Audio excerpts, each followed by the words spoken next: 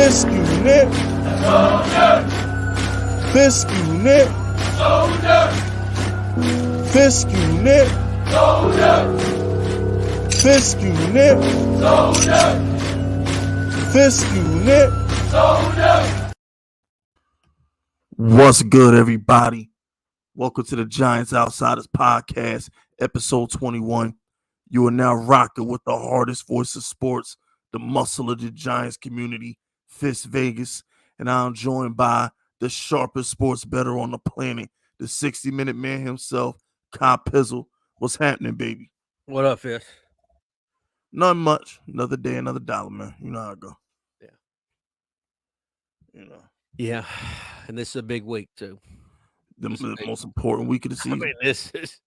I mean, as a Giants fan, there's a lot of, not only there's a lot of shit coming on the field, but there's a lot of shit coming off the field, too. You know, with all the damn OBJ news, you got guys might be coming back, might not be coming back, and then this game on Sunday it's a playoff game, Fist. Let's call it what it is. It's a playoff game. I mean, it's a playoff game. And at least it's against Washington. Yeah. At least it ain't against the 49ers or something like that. Yeah. Yeah, you're right. Yeah.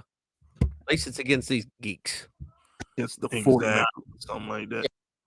Because at the end of the day, Daniel Jones owns Washington. He always has. So I'm looking forward to Danny just doing his thing, man. Like, I'm looking forward to Danny doing his thing.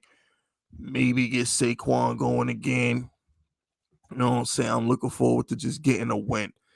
You know, this is one of the games that Brian Dable, if you're that coach, you don't lose 3 straight weeks. If you're that coach, you have a mean game plan going into that Washington game at home, and we win that game. You know what I'm saying? Just let me say this, Fist, and I might go on a little rant here. Okay. Because I try not to do these because, you know, it's like I don't want to be off my feelings. You know what I'm saying? You know how, like, when you sometimes you rant, people are like, oh, he all up in his feelings right now. Right. You know how you do that? Well, I'm so I'm so mad at reading shit where it's like, here's a couple narratives of, the league figured it out. The league figured the Giants out because we lost 2 games in a row. Okay. Or you got these little geeks, and I don't want to say no names, but I'm talking about the midget of the group. He out here talking about how, I told you this shit wasn't sustainable for the Giants. Like, he got us figured out or something. Let's be straight. Let's be honest with ourselves one time. The Giants have played 11 games. They've played 11 games. They've beaten 7 different teams. Facts. They have not beat anybody twice. Okay, so they're not like some of these teams out here that get to play they've played their division teams twice. They got the wins off of that, whatever. They've lost to 3 different teams out of 4 losses. Now, look, I can't the first, and when you look at all 4 losses, you can honestly justify each 4 loss. Like, you can legit. Okay, let's go back to it. The first loss to the Cowboys, I can't justify that. I'm gonna be honest with you.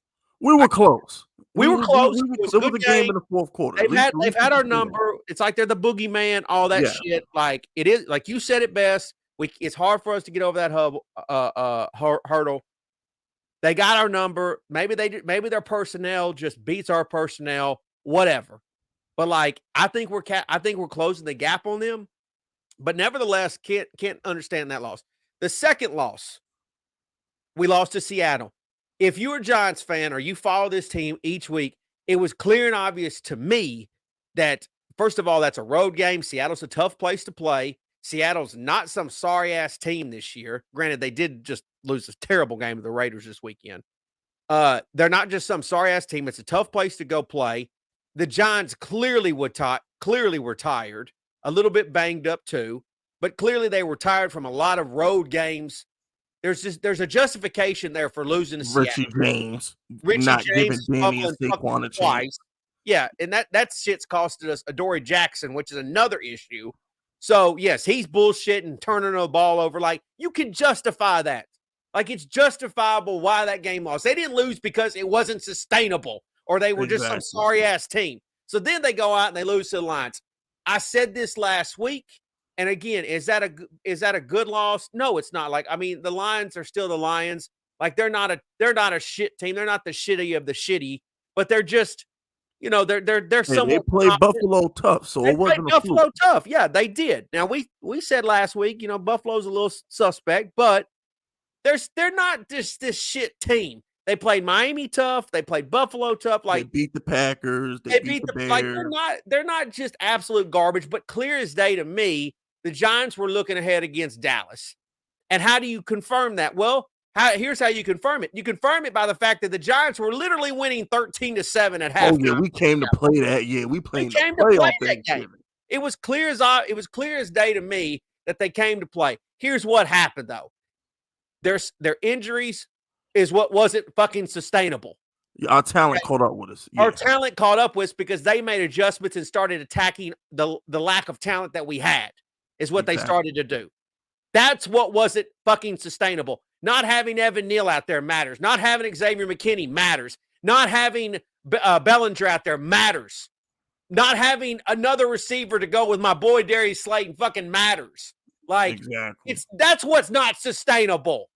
So don't act like you're smart. You know, all these geeks out here trying to say, "Oh, I told you." No, you didn't. You didn't tell me shit because you didn't. See, I'm all in my feelings, because you literally can put 1 + 1 and equal 2 right here. You can. So all 4 losses. If you want to be an emo and fucking jump off a bridge, jump off a fucking bridge. But I'm sitting here telling you why they lost these 4 games. Now this Cowboys game, we had them on the ropes at halftime. It was 13-7. The refs robbed us. We got robbed in Dallas. I mean, I don't think the refs had a very good game. I'll be honest with you. Because if they don't give CeeDee Lamb, all right, so we stopped CeeDee Lamb, Pizzle. This was the third quarter. This was important. So if the Cowboys have to punt that opening drive when they called that holding or call on Darnell Holmes, that was on like the 40-yard line. So they either gonna punt or Mike McCarthy stupid self probably would have went for it. You take that 7 off the board, maybe the Giants had the momentum. We get a field goal, we get a touchdown. You never know, but they took 7 from us. And then because the Cowboys scored 2 plays after that CeeDee Lamb flag, they gave Dallas 7. That's a 14-point swing. The refs hated us all day. They hated us all day. They just, ugh. I try not to make, talk about the refs because I can't, I understand that like refs are going to have a bad game, but it's obvious to me. And I had Cowboy fans in my post-game video. They were like, well, we had Cooper Rush at quarterback when we played you guys the first time. And I'm sitting there thinking like, you dumb fucks. Like, yeah, quarterbacks matter, but did you see the totality of the injuries that the Giants have? Like, I don't know if I mentioned Xavier McKinney, but that's like we had no business. I told you, did I not tell you, Fizz, that losing Xavier McKinney was like god awful? Yeah, we knew that. He's one of the reasons why we lost the Detroit game.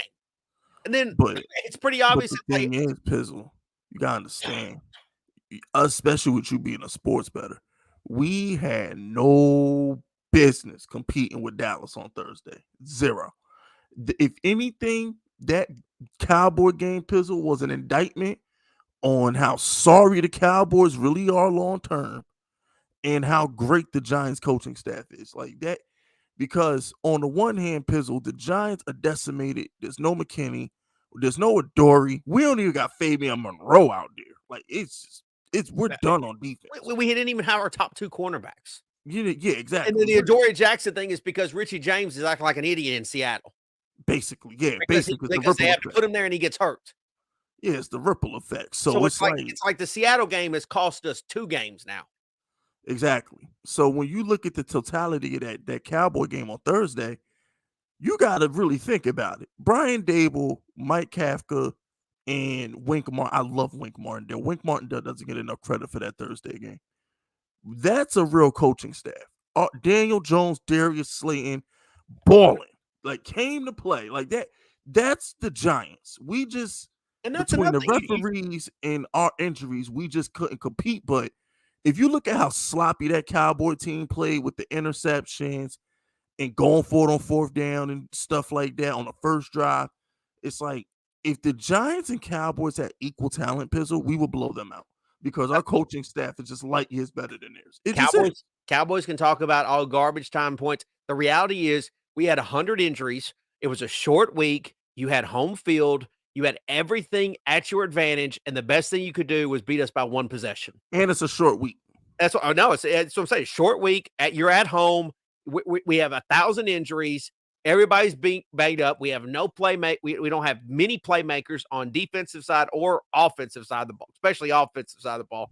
And the reality and the best you can do is beat us by one possession. And not for nothing, Pizzle. They put the Cowboys and Lions play every single stinking Thanksgiving. That's the first time the Giants played on Thanksgiving in freaking. I can't even, Pizzle. I don't remember the last time we played on Thanksgiving. And they did again. They didn't play bad. Nah, we was ready. They did not play like dog shit.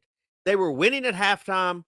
They played a very good first 30 minutes, and then they played a really shitty second 30 minutes. Because you know why? And we're gonna get to the super chats right after this. Shout out to LA. LA sent in to my man Timmy. So yeah, we're gonna get to the super chats right after this. But another reason why, and I'm not gonna bash them, but this needs to be said. That's what separates Saquon Barkley from a prime Derrick Henry. Because when Derrick Henry was Saquon age, he didn't have these bad games. Like the Saquon, I love Saquon, but what I'm trying to say is this. The amount of carries we're giving Saquon, I don't think that style of running back should get that amount of carries. What I'm saying is like a Derrick Henry who's a bruiser, you can run him up the middle 30 times and eventually he just gonna truck somebody, stiff somebody. You live in Tennessee, you watch Derrick Henry. It's a lot of 2-3 yards, and then eventually the defense wears down. They can't tackle him in the second half, right? Absolutely. If he's a guy that gets through the first line of defense, like the defensive line, and he gets rolling, like gets up to speed. Yes, they don't want to tackle him. Yeah, it's impossible to stop him. None of the DBs want to get in front of him, and then they can't even. If they're they don't even tackle him. He'll stiff arm. Exactly. When it comes, he's a guy that if you don't let him get past that point, that's what the Giants did really good against him. They stopped him at the line of scrimmage. They stuffed him right there. Exactly. You don't let him get past that, you can stop him. But once he gets his wheels going, he's impossible to stop. Saquon, and this is not a shot at Saquon. This is just his style of back. Saquon should be used more as a Pollard.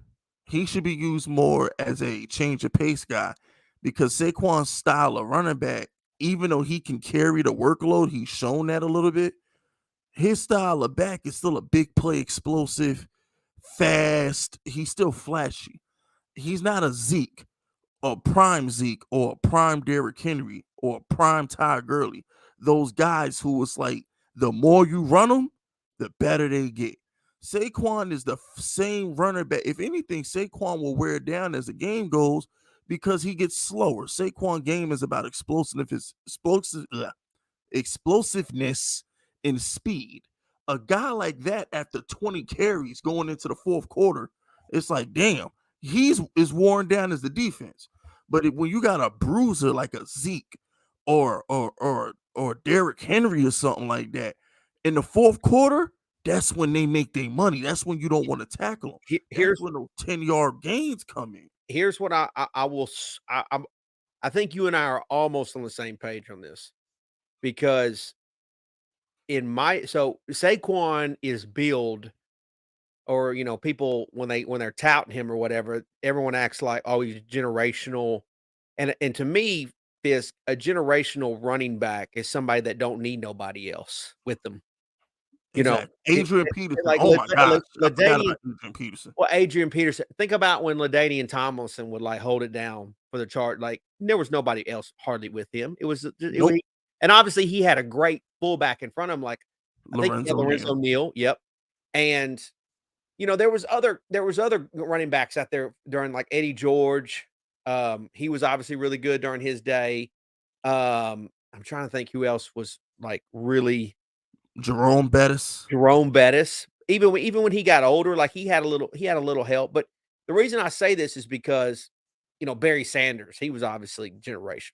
The reason I bring this up is because to me, yeah, Saquon makes some really nice plays. Yeah, he does some great things. But in my opinion, he desperately needs, when I say desperately, he desperately needs a Brandon Jacobs with him. Ding, ding, ding, ding, ding. That's exactly what I was big back that can pound on the defense and then use him in a different way. It's so funny. It's so crazy because he's almost like it's like he's our Bradshaw. Well, I was gonna say Bradshaw, but even like Tiki was great. Tiki got better as the floor. But he at least had a little like Ron Dane with him. He had something with him. And the other thing is like Saquon doesn't. He's not. He needs his offensive line too. Like he needs his Evan Neal to be out there. When you take Evan Neal out, it's like, oh well, he's not running the ball any well. And that's another thing. It's like some people are saying, well, he's wearing down. Well, he hasn't had one of his best offensive linemen in front of him. Our offensive line's been hurt too. So let's stop with the idea that Saquon can just do it on his own and realize, like, no, this motherfucker needs help. He needs help too. And we're not. And the thing is, too, y'all gotta understand, we're not throwing shade at Saquon. This is just a fact. The only running back that can currently playing that can handle the kind of workload that Saquon is getting is a Derrick Henry. That's a prime Derrick Henry, prime Ezekiel Elliott level of workload that he's been getting. Even Christian McCaffrey wore down, but when Christian McCaffrey was doing his damage, it was with catches. Saquon can't catch. Kamara did his damage. It was with catches. Saquon can't catch. So the problem is, it's like, where I'm getting at is, can we please get Brightwell some freaking carries? Well, that's basically what I'm getting at. In the game on Thursday. If you notice, Breida and Brightwell were getting carries, and I think it was because the coaching staff was like, "Fuck this." Yep. Like, this is ridiculous. Like, Barkley for some reason doesn't have any burst. He's 35 carries versus the Texans. And that's another thing. Like, everyone's like, oh, well, stop Barkley and you stop the Giants. Okay. That's easy to say for any team who has 3 receivers basically down. Sterling Shepard's down, Wan'Dale Robinson's down, and Kenny Golladay might as well be fucking down. And the tight end, the number one tight end, he's down. So it's like, it's easy to, like, I mean, like, great blocker too, by the way, in Bellinger. Great blocker, yeah. You take away Neal and Bellinger, and Neal, of course, Saquon's gonna slow down. Like, I don't understand. It's like these content creators, they try to say stuff like, oh, they're not sustainable, or this, yeah, you stop Saquon. Well, motherfucker, when everyone's hurt and everyone's down, of course it ain't gonna go the way it's supposed to go. Tennessee gave the blueprint. Like, the Tennessee Titans, they gave you the blueprint. You could win with the way the Giants are playing. The 49ers, they might do it in a different way, but when they're humming, you saw Mozart was getting it popping. The Elijah Mitchells, they get it popping, but you know, the Giants' formula of running the ball and playing defense, that's what wins fucking Super Bowls, idiots. Most fucking teams who win run the ball and play fucking defense. These pass-happy teams don't win shit. There's a reason why Brady has more rings than Breeze, Rodgers, and Peyton. Because 99% of the time, Pizzle, I know you got my back on this, Tom Brady ran the ball. There was always a LeGarrette Blount. There was always that Sony Michel rookie year where he was balling. Corey Dillon and stuff like that. Tom Brady was never the air it out guy. Name me a quarterback that's ever won a Super Bowl that didn't have somebody out there with them.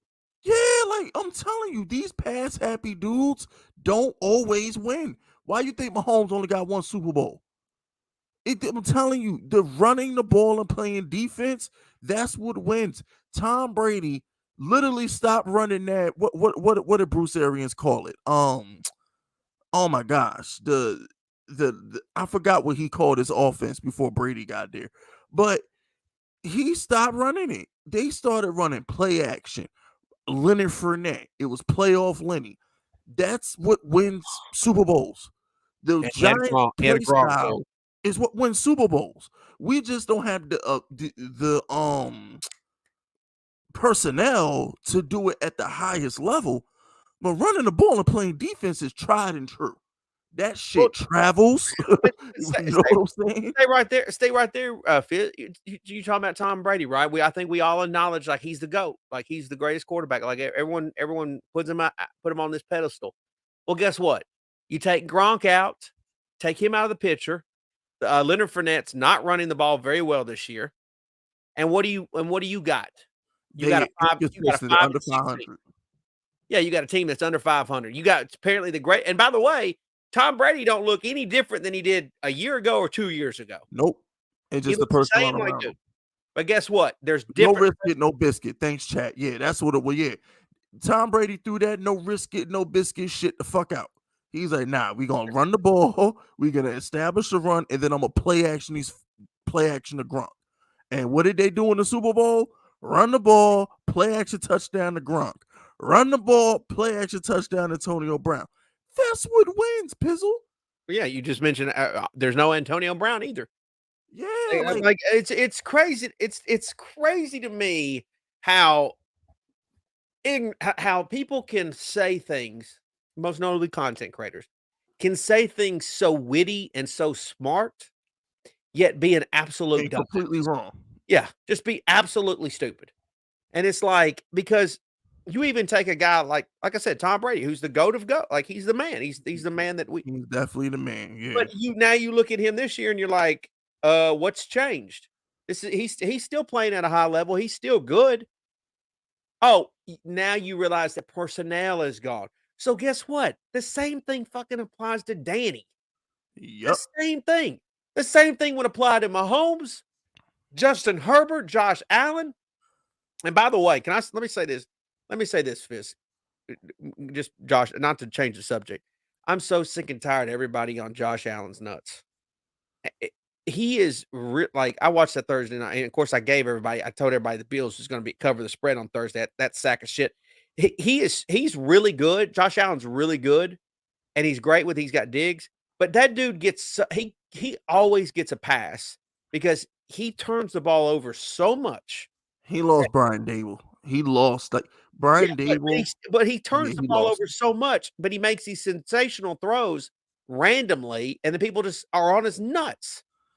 I think what happened, Pizzle, and we're gonna get to the super chats now, but what happened, Pizzle, is Brian Dable would curse him out over them picks.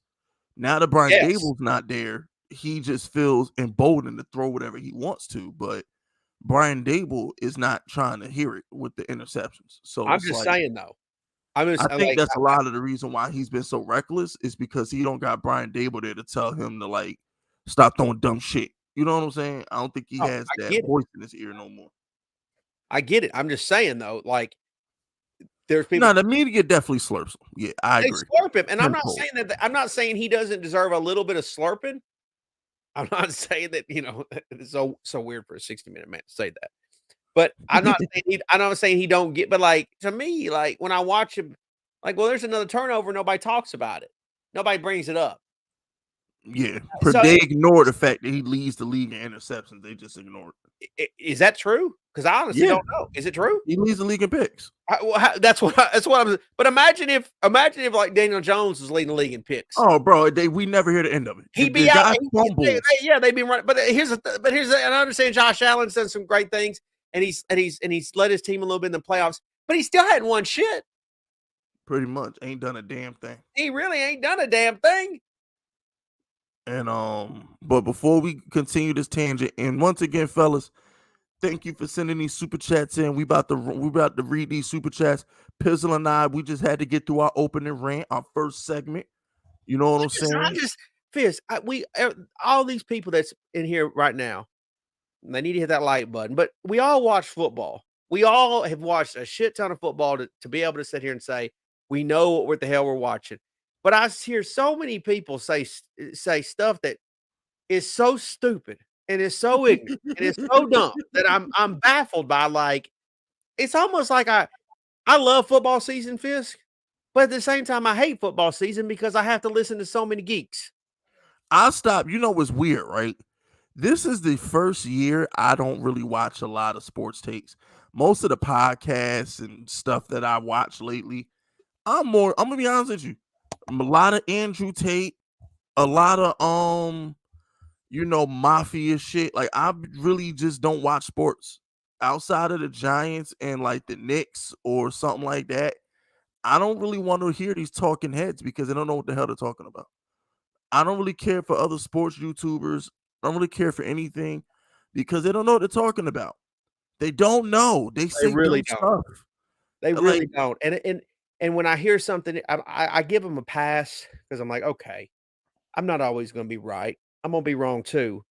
But then when I hear something else, I'm like, that's another strike. And then I'm like, that's another strike. You know, like, you just keep saying stupid stuff. And then when it's about my Giants, I don't know how not to take it personal, Fizz. You get very annoyed. Yes, me too. I get very annoyed. So me too. It's tough. It's just tough. And that's why every week I shit on the Colin Cowherds, Shannon Sharp, Bill Simmons and shit. Like, I'll shit on them weekly because I'm like, the hell are y'all talking about? Like, it just like, you know what? Let me not go on that tangent. Let's get to these super chats because I was about to go on a fucking rant about this whole everybody slipper Kirk Cousins, but shitting on Danny. But let me get to these super chats. And by the way, we just ran it easily for 27 minutes. Yes. We just have, I mean, we just out here cruising. Don't sit there and say there ain't no 60-minute men around here. Because we just cruised 27 minutes like it was fucking 2 minutes. Like it was nothing. Like it was nothing. Light work. Light work. We just get warmed up. Oh, yeah. This just the warm up. We ain't even serious yet. But shout out to LA. First super chat of the night. Remember, supporting Big Fisk is supporting small businesses. He says, who's ready to cry tears of joy when Agent 8 throws his first touchdown pass to number 13 with the yellow hair? Only the idiots that wanted OBJ gone in the first place want him in Jerry World. Like the is that a devil and a lion? I don't know what them emojis is, but screw them. Look, I can't promise OBJ Cop Pizzle, but I'll be shocked if he doesn't come to the Giants. I'll be shocked. Okay, let me say something to LA real fast. Because I got to be honest with you.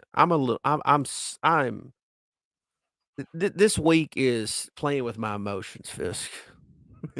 Playing with my and I don't like when people play with me like this. Okay, you know how like back in the day, women would just play with you. Are we doing this or not? Because if we not, I'm going home.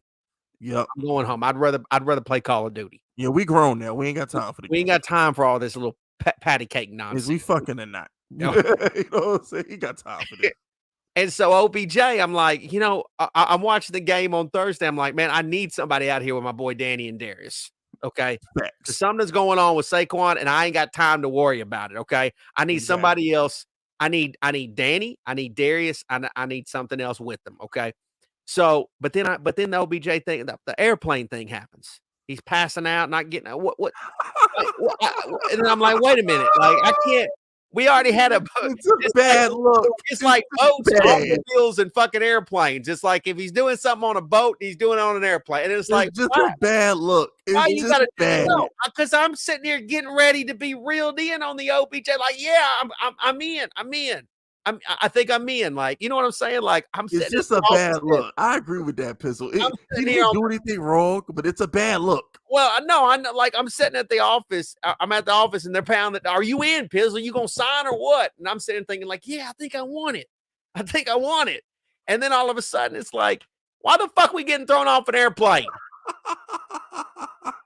You know what I'm saying? It's like, wait a minute, do I need this in my life right now? I said the same thing, but here's the thing. And maybe he did. Maybe he didn't do. Like, I'm not here to play detective, but like, whether it's right or wrong, it's like it's fucking. It was always something back in the day.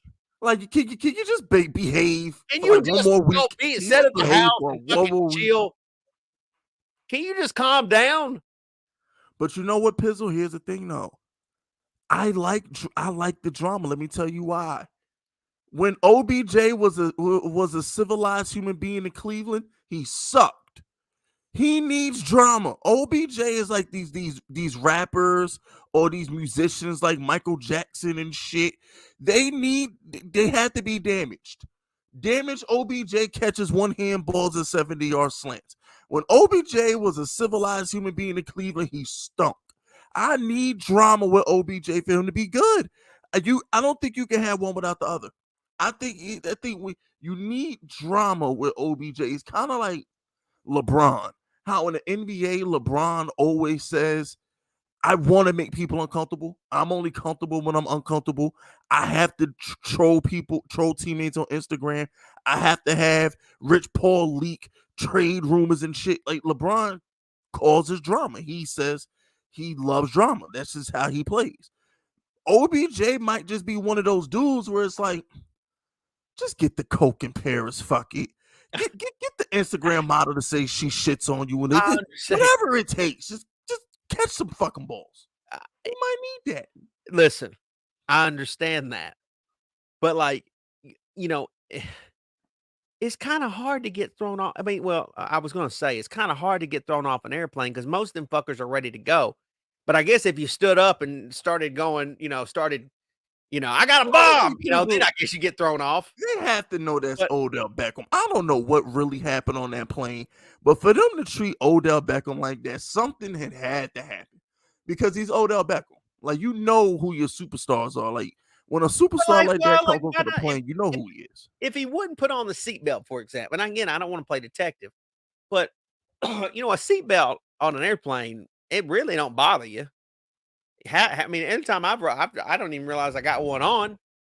So I don't understand why if he wouldn't put one on, like what's so uncomfortable about a seatbelt? I don't even. That's what I'm saying. Like, I didn't think it was a big deal. I'm gonna be honest with you. I really didn't think it was a big deal. I just thought the optics was bad.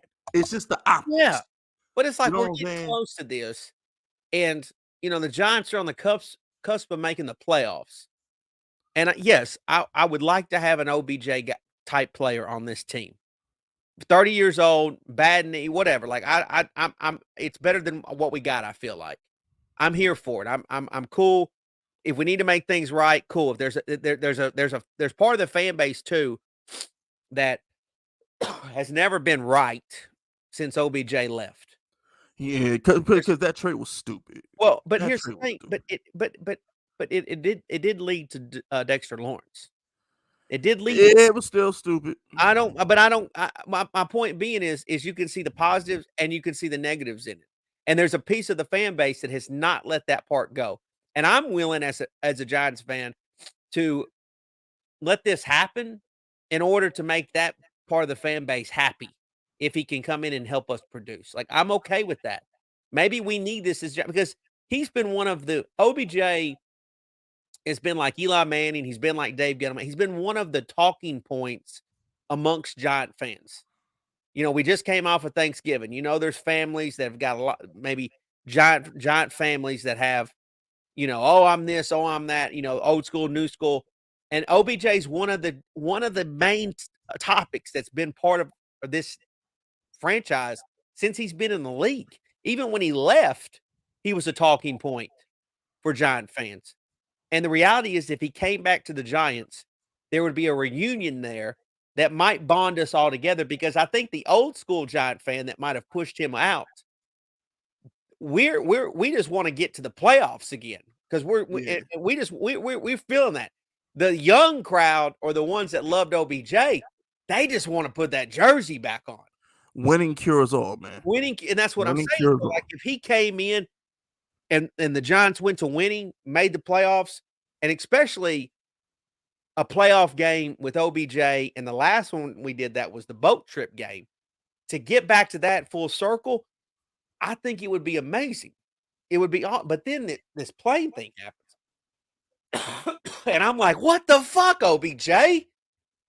Because me as the old school Giant fan, the old head, I'm just like, this was getting kind of sweet. Jerry Jones leaking shit. I'm a conspiracy theorist. For all y'all saying that Jerry Jones called America Airlines, I kind of believe that. He's like, because it would be the most John DeMera, Joe Shane shit ever to say, I don't know, OBJ might be more trouble than you were. That's just Jerry Jones. And it really might be Jerry Jones fucking with us. Well, let me tell you that what's funny is, and I don't want to offend anybody, and I don't want anybody sensitive. But did you see the by the way, we've been ranting now for 35 minutes. Did you see the photo of Jerry Jones, that old photo when like he was young at the oh yeah, I saw that. Yeah. Some people were trying to make it like a racist thing or whatever. I've always said that Jerry Jones is literally like he's like the guy that was like the plantation owner. Like I'm not saying he's racist, but I'm saying like if there was ever an owner in the league that you could look in terms of it's Jerry fucking Jones. Yeah, he's Pizzle. They're missing the point. They're missing the point, Pizzle. Okay. It was 1957. Of course he was racist in 1957. Of course he was there. What the fuck? One was segregated. One of his friends drug his ass there, and he said, "I want a piece of the pie. I'll show up." Like, come on, bro. I'm sitting there. I saw that picture, right? I'm like, they got me out here defending Jerry Jones because I'm like, it's 1957. There was still colored water fountains. You really think in 1957 Jerry Jones likes black people in 1957? I'm just saying it doesn't. It doesn't surprise me that he's there because there's literally like it doesn't surprise me. It would never surprise me about Jerry Jones. And again, I'm not one to call anybody racist, but I'm saying like to see that photo, it doesn't. But in that picture, well, my whole point was this: in that picture, he was racist. In that picture, Jerry Jones had no use for black people.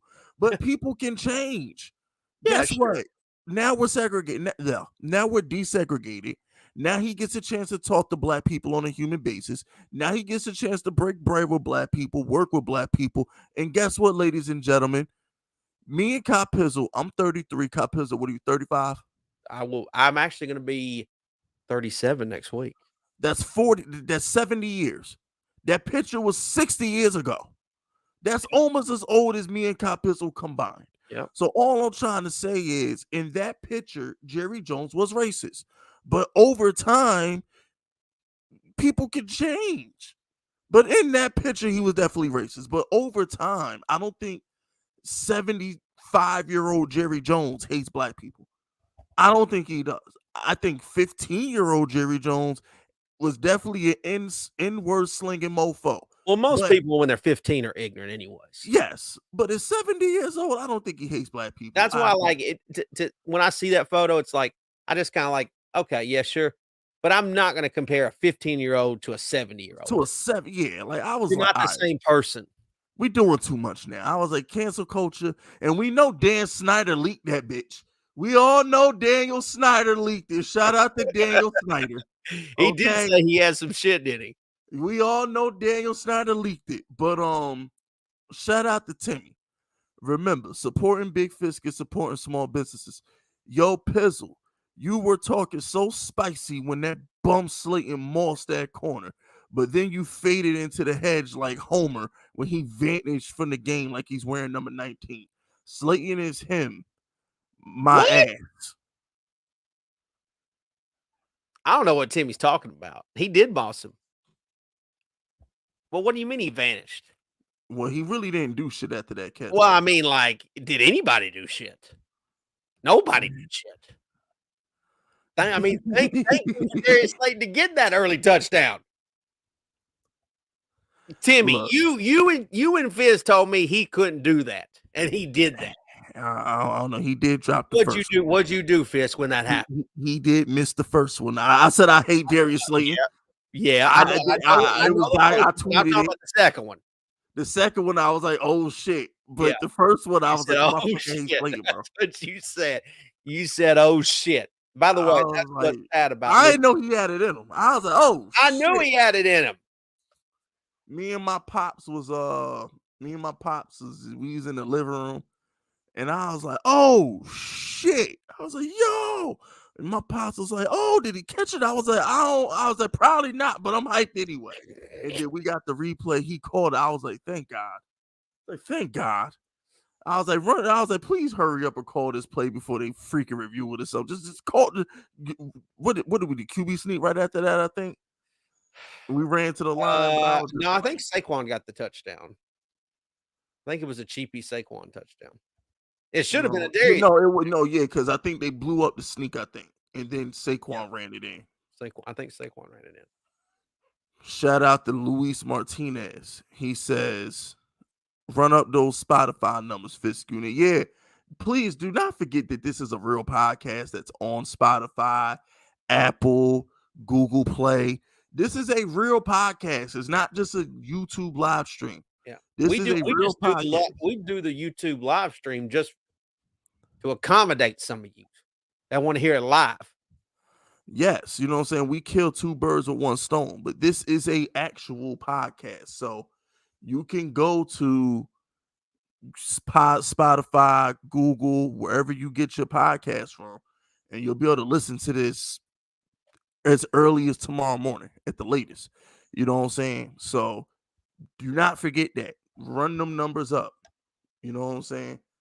Please run those numbers up.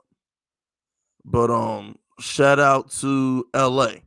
Remember, supporting Big Fisk is supporting small businesses. Kid Blue is buns, LOL. Makes Lil Wayne look like Arnold Schwarzenegger in his prime, and his takes are ESPN-esque. I can hear that same stuff from Stephen A and the crew just like that.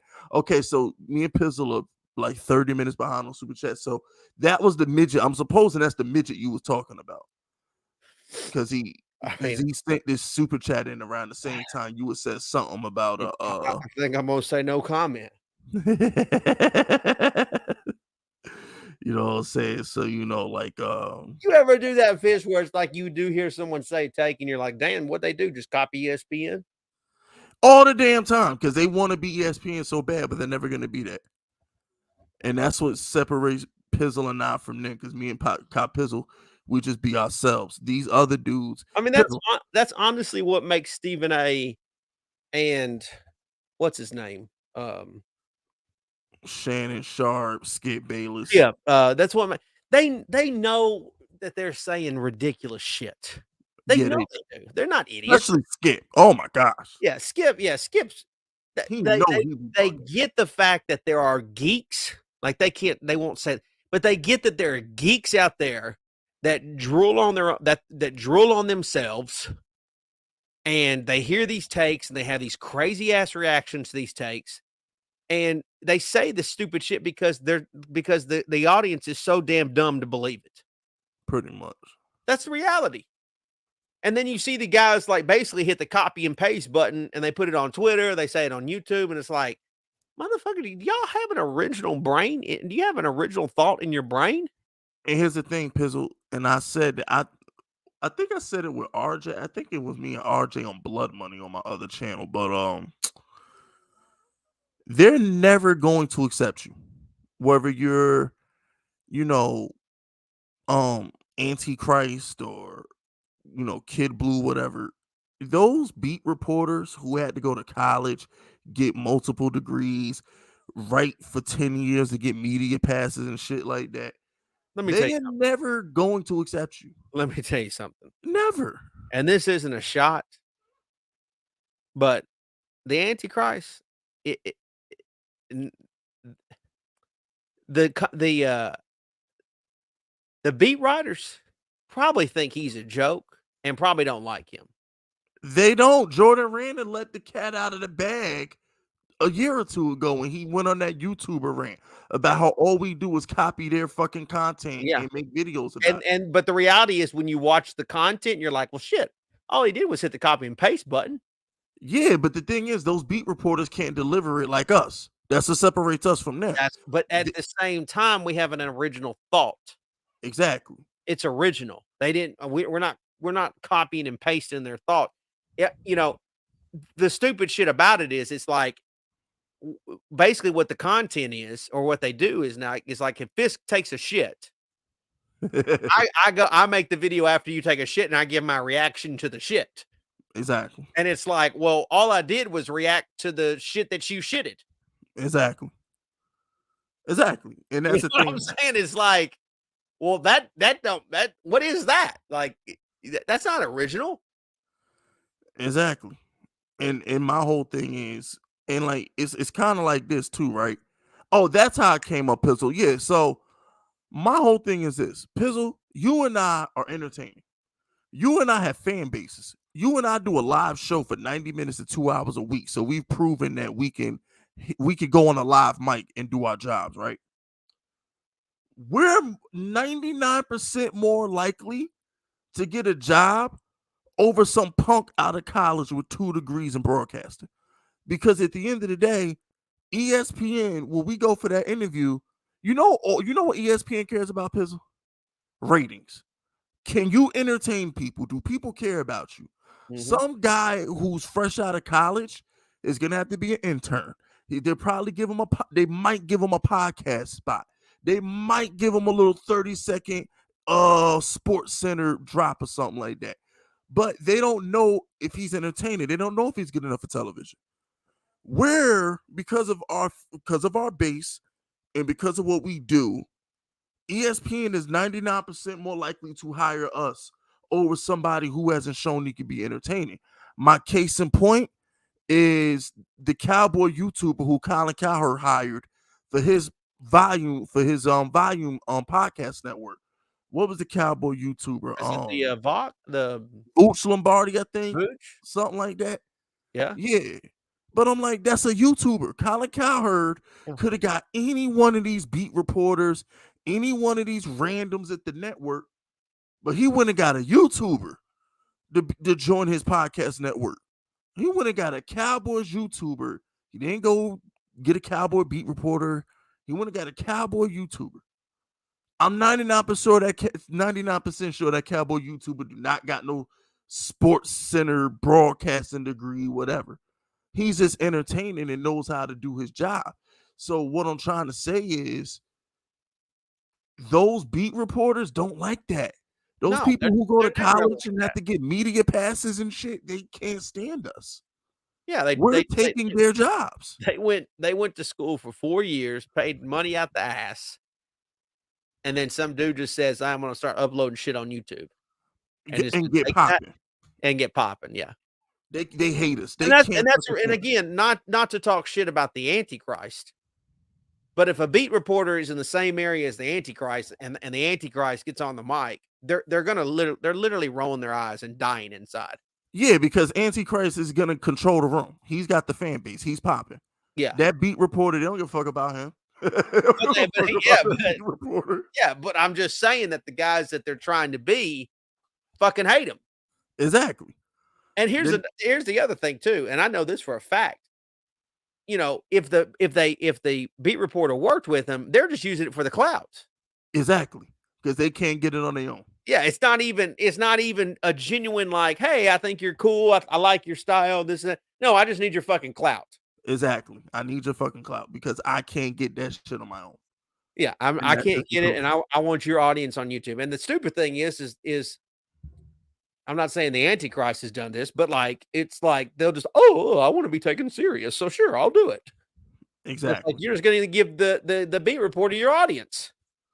Exactly, and that's really ding ding ding ding ding, and that's how the game is played. But everyone thinks like, and not to make this about me, but everyone thinks like I've never had people offer me shit before. That might come off as somewhat cool, but I'm not going to team up with fucking everybody or just go out there and just let somebody use my ass, for just free. Yeah. Like I said, I've made that mistake I made that mistake. I was very friendly, you know what I'm saying? Especially I was a little loose with the platform, but like I said, I know where I'm strong at in playing politics and Game of Thrones, and that's not my strong suit. I will admit that gullible is the wrong word, Pizzle, because I'm not gullible, but I'm gonna tell you the other weird one that's going on right now. It's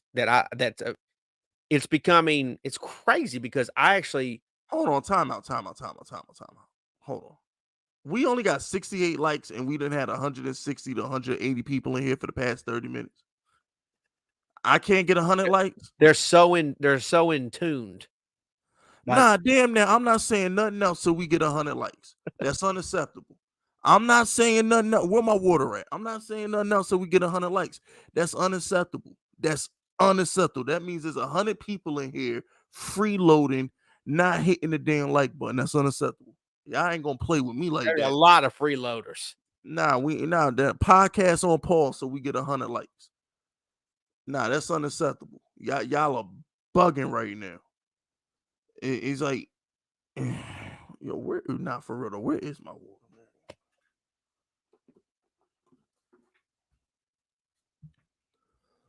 Sitting here, not hitting like buttons and shit. The hell wrong? I don't understand this shit. We shouldn't have to stop the show to get some. They're trying to knock us out of the algorithm. Yeah.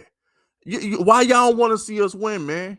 They don't want us. They don't want us to be part of the algorithm. And here's the thing too. They're gonna be crying when I stop uploading, like I did on the other channel. Yeah, they're gonna be crying. They're gonna be like, "Yo, Fizz, why you ain't uploading videos? Because y'all don't support shit." Why'd you doing this? Why'd you doing that? Yeah, and I just be like, "Yo." And what kills me is YouTube is a free platform.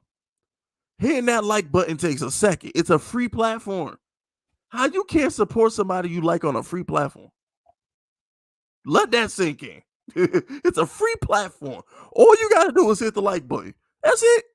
That's it. All right, Pizzle. We could continue. We got the 100 likes. Thank you. Okay, we shouldn't have to pause the podcast to get likes up, but we appreciate it. Shout out to Timmy.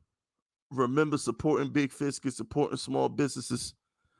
I'm tired of hearing all these Giants fans talking to all that shit like we're garbage all of a sudden. When fought against half the starters missing the reps, we just proved that the Cowboys suck. And Pizzle, that's the thing. Could you imagine if our coaching staff was coaching the Cowboys right now? Could you imagine if our coaching staff had that kind of talent that the Cowboys have? By the way, a lot of people, a lot of the so-called experts were saying that we were going to get blown out by the Cowboys. No.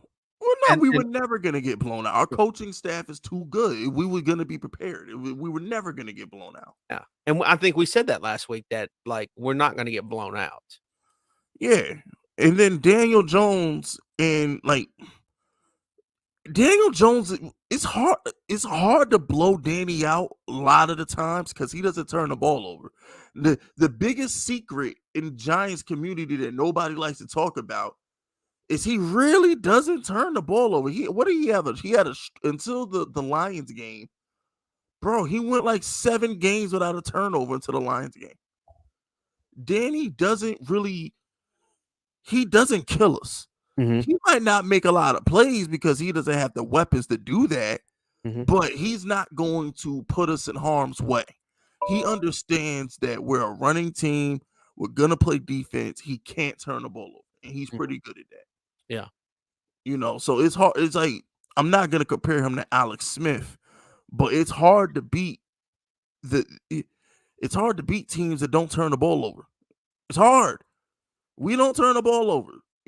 So when you got Dak out there throwing up the medicine balls, getting picked by randoms, if the Giants just had a little bit of offense, we would have blown the Cowboys out. They didn't play a dog shit game. They just ran. Their talent eventually caught up with them. Pretty much. That's just reality. Definitely just the reality of the situation. I mean, it's just the truth. Hey, yo, real quick, shout out to Mark Stewart for being a freaking captain, being a channel member for 16 months. He got the golden ski mask. That's what y'all need to aspire to be. My man Mark Stewart got the golden ski mask. Thank you for being a channel member for 16 months. You see, this is why Twitch is a better streaming platform than YouTube. Because I should be able to have emojis and gifs and shit, like just popping bottles and throwing and showing love on the screen for Mark Stewart right now for being a channel member for 16 months. He got the golden ski mask.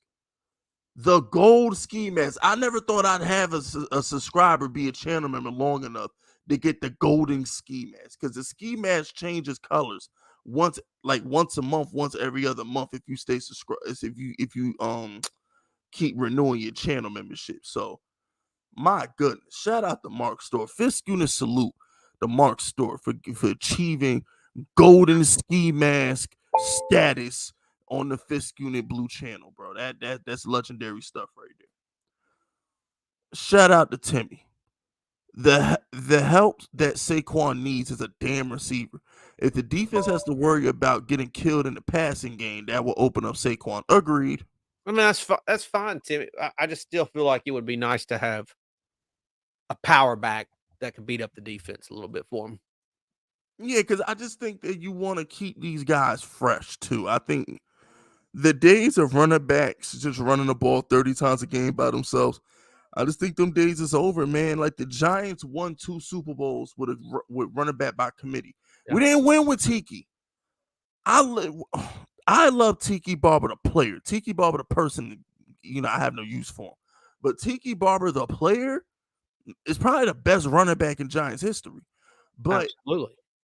But we didn't win with him. We won with Jacobs and Bradshaw and Derek Ward. Can't forget about Derek Ward for the 08 Super Bowl or the 07 Super Bowl, whatever. But, we had 3 running backs. We had the running back by committee. That's what gets it popping. Like, the Patriots, and I tell people this shit all the time, the Patriots are the gold standard. That's the GOAT. Tom Brady, Belichick, that's the GOAT. Everybody should copy them. What do they have, Pizzle, at all times? They have a bruising back like LeGarrette Blount or Corey Dillon or something. And then they got James White, Danny Woodhead, Kevin Falk. They got the third down guy. You know what I'm saying? That's always been Belichick's MO. He's never had a one running back just do everything. He's always had committee. So if the GOAT is out here winning 7 Super Bowls of running backs by committee, why do we feel the need to run our running backs into the ground? Is what I'm trying to say.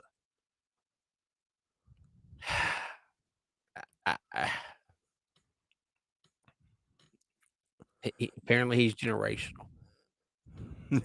Hold on, we got to quote Gettleman. He was touched by the hand of God. You know what I'm saying? We gotta quote Gettleman at all times, bro. He was touched by the hand of God. This is what it is. But shout out to Timmy, man. Oh no, shout out to Timmy. Timmy says, can we also acknowledge the fact that Kayvon was getting held the entire fucking game? I swear, Danny should have Paul Crewed these referees. Real quick, shout out to Kayvon. You know what I'm saying? Shout out to Kayvon Thibodeau. He heard the Giants Outsiders last week, and he was on that ass. All right, Kayvon was unblockable on Thursday. That was the first game where I could honestly say, Pizzle, Kayvon popped off the screen. I knew he was there. I felt his presence on my couch. He hit Dak like every damn passing play. Was there, baby. Shout I don't think he's been as bad as some people make him out to be. Like, there's some out here that's like, oh, he's not doing nothing because he ain't getting sack numbers. But I'm one of them. I don't think he's playing that bad.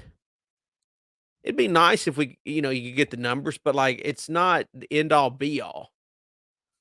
Well, I do need Kayvon to increase that sack number, but here's the deal, Pizzle. But also, Fisk, he doesn't necessarily have. I know that Dexter Lawrence has played good, and Leonard Williams, but there's not really another edge guy. Yeah, because Ojulari comes back on Sunday. Yeah, but I'm saying for the games that's been played. I will say this though, Pizzle. That's the Kayvon, sack or no sack. That's the guy we need every Sunday. That guy was a monster. We need somebody to wreck the games. Yeah, he wrecked the Cowboy game plan. He was single-handedly. What did they say? That's the best offensive line of football. Ain't that what they tell us, Pizzle? Oh my gosh. They love saying they're Cowboys. He wrecked that Cowboys offensive line, man. Kayvon was. I also think that I also believe, Fist, that Kayvon, it's going to take Kayvon a couple years to be what you necessarily want him to be. And I'm not talking about you. I'm talking about like the totality of the pick of the draft. Yes, it's going to take because he's still a rookie. Like, you know what I'm saying? Like, we allow quarterbacks to say, "Oh, that's a rookie mistake." Like, he's still a rookie, and and by the way, he missed how much? I mean, he missed some training camp, right, or some preseason games because he got hurt. So he missed, he missed a little bit of that. He didn't start the season. So he's still, he's still fairly new in the NFL. Like he needs some games. He needs some time. Like it's gonna catch. It's gonna. Not everybody's gonna be Parsons. Michael Strahan wasn't Michael Strahan when he first got to the Giants. Yeah, Michael Parsons came in guns blazing, but let's don't forget, Michael Parsons didn't play his last year in college. That dude was fresh as a fucking daisy when he got in the league. That too.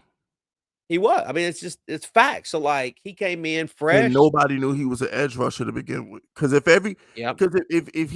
people Pizzle, there's a reason Kayvon, Aiden Hutchinson, and the guy Jacksonville drafted. Shit, I just said his name. Trevor Walker or something like that. No,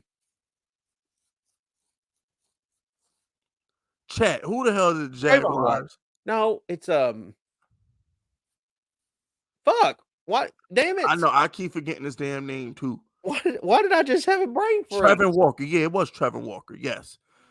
Trevor Walker went first. Aiden Hutchinson went second. Kayvon went fifth. Yeah, if the NFL knew that Micah Parsons could rush the passer, his ass would have went right after Trevor Lawrence. The Jets would not have drafted Zach Wilson. Am I lying, Pizzle? If the NFL knew that Micah Parsons could rush the passer like this, if they knew he was like this, yes, he would probably be the number one pick in the draft. Nah, they still would have. Jacksonville still taking Trevor Lawrence. Okay, yeah, that's fair. But the Jets ain't taking Zach Wilson over Micah Parsons. No way in hell the Jets are taking Zach Wilson over Micah Parsons if they knew he could rush the passer like this. Sure, yeah. No way in hell. Yeah. And then who went third? Shit. Went third that draft? Oh my gosh, went third? But yeah, Micah Parsons definitely going in that top three. No way in hell Micah Parsons falls to 12 or wherever the hell, 11th, 12th, 13. No, he went 13th because the Giants were 12th and the Eagles and Cowboys. You really think the Eagles would have fucking swapped with the Cowboys and took Devontae Smith over Micah Parsons? Well, here's how it went. The rush? It went Trevor Lawrence, Zach Wilson, then Trey Lance. Oh, yeah, you know the 49. Yeah, please. 49ers, Falcons took Pitts, Bengals took Chase, Dolphins took Waddle, Lions took Sewell, Panthers took J.C. Horn, Broncos took Patrick Surtain, who's been good. Eagles took Devontae Smith, Bears took Fields, and then Cowboys at 12 took Parsons. I'll do you one better, Pizzle. I forgot who traded with the 49ers. Was it the Eagles? It was Houston. Yeah. No, wait. No, it was Houston via Miami. Yeah. It was from Houston, but it was via Miami. They're not trading that pick if they know Micah Parsons. They got a shot at Micah Parsons. Yeah. Even us Giants fans, we thought he was a middle linebacker. Nobody knew Micah Parsons because he didn't play his last year in college because the COVID thing. He decided not to play. The Cowboys got so lucky with that pick, Pizzle. The Cowboys have gotten lucky with multiple shit. They got lucky hit on Dak. They got lucky when they got Zeke. Dak is a fucking 4th round pick. Yeah, we be forgetting that. They got lucky with fucking Parsons. They've gotten lucky with a lot of their picks. They got lucky with CeeDee Lamb. They've got the lucky fact with that everything. CeeDee Lamb fell to 17th is fucking ridiculous. They've got lucky on a lot of shit. Because Giants fans, don't forget that. The Cowboys were mocked to take fucking McKinney. The Cowboys were supposed to take Xavier McKinney in that draft, but they took fucking CeeDee. Y'all don't forget that. The Giants weren't even supposed to get Xavier McKinney in 2020. The fucking Cowboys were. The Cowboys were mocked that year because they needed safety. The Cowboys were mocked to draft Xavier McKinney, but they fucking took CeeDee Lamb because he fell to them. Never forget that, Giants fans. We wouldn't even have McKinney if Jerry Jones didn't, what was he, Pizzle, on the yacht with his children and just had an epiphany of 88 and CDs, whatever the fuck the story was. Whatever he did, he was on a yacht. Well, I was on the yacht with my grandchildren and I just remember my best friend used to wear 88 and it passed away and he gave me a sign and told me to draft CeeDee Lamb and by golly, that's what I did. He's just such a fucking bullshit storyteller. He's so bullshit. He really is. I just wanted a piece of the pie. And so I decided instead of getting a piece, I just bought the pie. I didn't want to share in the pie, so I just bought the whole damn thing. Yeah, I bought the whole thing. Go Cowboys. Exactly. America's team. God opened up the roof so he could watch America's team on Sunday. You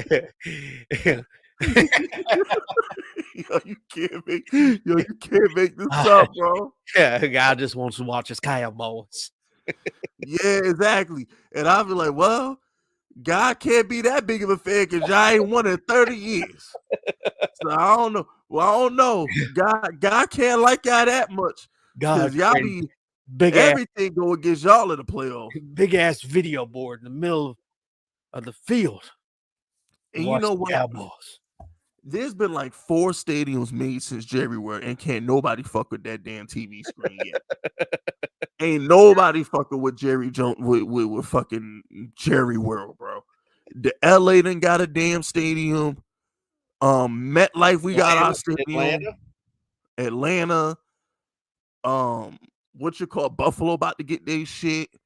Ain't nobody fucking with that damn big ass Jerry World, bro. That shit. My dad was telling me, he's like, when he my stepdad, he used to drive cross country on trucks and shit like that. He was like, when he went to Texas, he could see Jerry World from fucking Houston. I was like, damn. He was like, there's not a lot of places in Texas you can't see that damn stadium from. It looks like a damn something an alien would come out of. Yeah, like fucking Master Chief from Halo or some shit like that. I'm God. I'm who Jerry's been talking about all these years. Is exactly, like, oh my gosh, I can't believe more people don't do Jerry Jones parody. Wouldn't it be funny if like Jerry Jones actually was the alien himself? Bro, he's still alive. He might be. He walked out to like the middle of the star and he just started transforming into this fucking alien creature.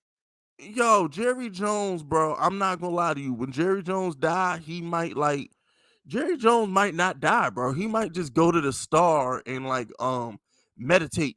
He might just meditate at the beginning of the star and just get all his energy from like the sun, like all them ancient Egyptian shit. Because they said they built the pyramids in space in a specific direction to see the sun and shit like that. That might be Jerry Jones in the middle of Jerry World. It might be. The pyramids are some creepy ass shit. Nah, because oh my goodness, I gotta go on this little mini tangent. So the pyramids, right? So I was watching this documentary, and they were saying that the pyramids, there's no way in hell that those pyramids weren't built with machines and shit like that thousands of years ago, because they were saying that it's too precise. Yeah, it was too precise. Like the stone that they used was drug like 400 miles from where it came from. Yeah. And Pizzle, and I never thought of this too, and I'm the biggest conspiracy theory in the world, Pizzle. But it was like they said the most simplest shit, and I was like, I can't believe I didn't think of that. But if you look at the faces of the old pharaohs on the pyramids, how the fuck did they get it to be so symmetrical? They didn't have mirrors back then. They had modern technology back then, and then somehow we fucking lost it. Exactly. I'm convinced they had fucking high. Because they ain't gonna tell me some fucking skinny ass Egyptian just drug that damn thing 300 feet in the air and just planted that bitch. Facts. And then on top of that, bro, they wasn't even living that long back then. You mean to tell me that they was doing the fucking pyramids in like 2-3 years flat, bro? Yeah. Get the fuck out of here. It takes us 3 years to build a stadium. You know what I think too, Fist, I'm thinking maybe the Egyptians didn't even build them motherfuckers. They just stumbled upon them and said, shit, we'll take them. Facts. You know what I'm saying? It was built by aliens. I mean, if we think of ago and shit. Yeah. Because it's really, if you took like somebody that lived in like 1760 or whatever, and then all of a sudden you took them to like New York City, they'd be like, how the hell did y'all build all this shit? With what? With what? With exactly. What? So that's the way that the Egyptian pyramids, like, you look at them, you're like, well, what'd you build them with? Because you didn't just build them with your dick in your hand. Exactly. And they just roll out some Egyptian dude. He fucking wearing a cloth on his face, and I'm supposed to expect he's the one that drugged the damn thing 400 miles. Another thing, and nobody wants to talk about this, but Pizzle, it's not like they had paper and pen and shit back then. How them architects doing that? I know. They have a chisel and a hammer my ass.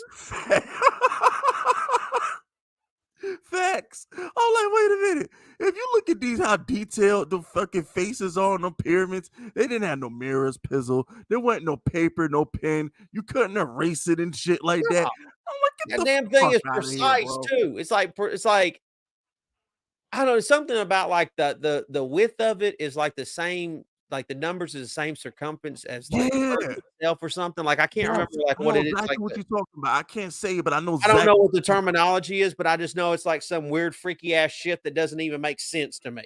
It doesn't. You would have to left the fucking earth to know the size of the damn thing. Facts.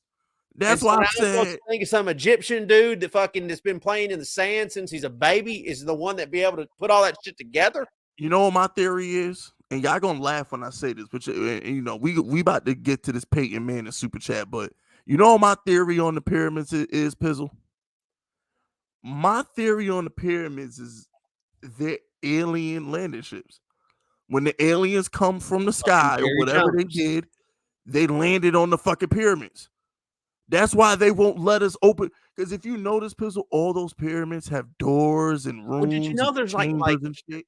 Did you know that like there's not like just 3 pyramids? There's like a bunch of fucking pyramids. It's a whole lot of them.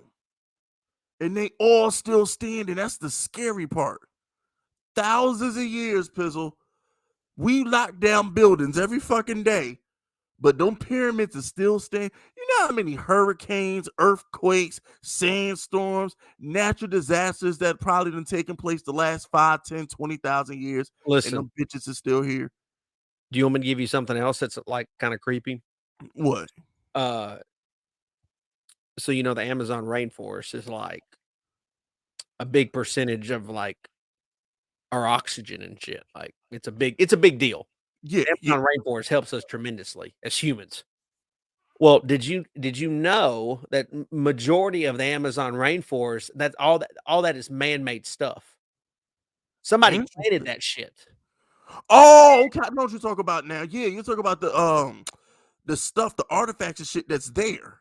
Well, there's artifacts, there's fucking plants, there's fucking trees, there's all kinds of fucking shit. Caves with writing on them. There's all kinds of stuff. All I'm saying is there was some freaky ass shit going on back in the day. And the Amazon rainforest, it's this big ass huge thing, and it's vital to us. Look, Pizzle, we gonna enough marijuana to be passed around for this. Look, Pizzle, we gonna end our conspiracy rant on this. This is what we gonna end our conspiracy rant. And that's why you can't go in there because they got them fucking they got them damn what's it, anacondas. Yeah, big ass snakes. Your ass just get ate by an anaconda. Why do you think there's anacondas in there, Fisk? There's anacondas and some other big ass shit that's gonna. They don't want you to go in there because there's some secret shit in there.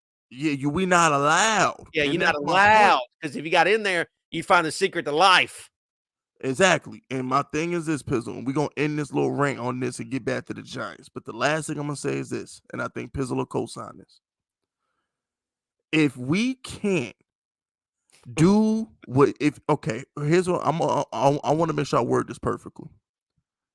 You can't expect me to believe you know how the pyramids were built thousands of years ago if you can't do it right now. All these scientists and architects, Pizzle, that try to tell us how the pyramids was built could not do it how they did it thousands of years ago. So how am I supposed to believe that you telling me the truth? It's like a content creator trying to tell me how the Giants are. I can't. I'm just looking at you crisscrossed. My eyeballs crisscrossed. Because my thing is this, Pistol. If y'all know if you know how the Egyptian built them pyramids, by the way, why can't you do it? They didn't find any bodies in the fucking pyramids either, by the way. Or at least that they told us about. Or at least that they tell us about. They said it was for so-and-so, but there wasn't no body in there. Because remember, all them things had elongated skulls back then, Pizzle. I'm just saying. They had elongated skulls, like King Tut and all them dudes, they had elongated skulls. So I'm not trying to be funny when I say this, but if they had elongated skulls, I wonder what else they were capable of. Are you sure they didn't have certain abilities? You sure they didn't have certain powers and shit? Yeah, they could just fly in the fucking outer space. Yeah, word. Probably flying around like Goku and shit back then. Nah, get the fuck out of here, King Tut didn't get mummified. He fucking flew away. Facts. King Tut said, look, here's my dick. I'm out of here. Facts. Yeah. Go ahead, put this shit in the damn go ahead, put this aside my motherfucking Egyptian pyramid tomb, whatever the fuck. I'm going back to planet XYZ quadrant 97. I'll see y'all later. You know what I'm saying? Like, catch me in outer space. How about that? Facts. You know what I'm saying? Catch me in universe 9. You know what I'm saying? We up out of here. I was supposed to be sitting there thinking like, oh, some slave just put that shit together. Facts. Yo, bro. That's another thing. Like slaves, they not even supposed to be smart. And then when you look at like the way it's built and how it's like the circumference, it's like all perfect. Facts. Fucking educated motherfuckers put that thing together. Facts. I've been Pizzle. That's what I'm saying. I'm like, yo, y'all gotta understand. One brick put in the wrong way, the whole thing gonna crumble. Oh, damn thing gonna crumble. One brick, all it takes is one mistake. And I'm like, yo, not only are those bricks perfectly built, but bro, the hieroglyphics inside, the doors, the secret walkways. Architects today couldn't build that shit. They didn't have paper, they didn't have pens, video cameras. Yeah, I'm just supposed to sit here and believe that dumb shit. Get the fuck out. Like I said, listen, I don't believe none of that shit. I don't know what was on this earth thousands of years ago, but trust me, it was way more advanced than what we got now. Mm-hmm. Way more advanced. And if you want to believe the Bible, who knows what God wiped out in the flood? He might have wiped out mad technological advanced stuff in that flood if you want to take it in the biblical term. Because when whatever built them pyramids, Pizzle, it's not on this earth no more. Yeah. That technology ain't here no more, man. No. Fuck out of here, bro. You know what? Okay. Back to sports, because that's a rabbit hole I didn't know I can go down with you, Pizzle.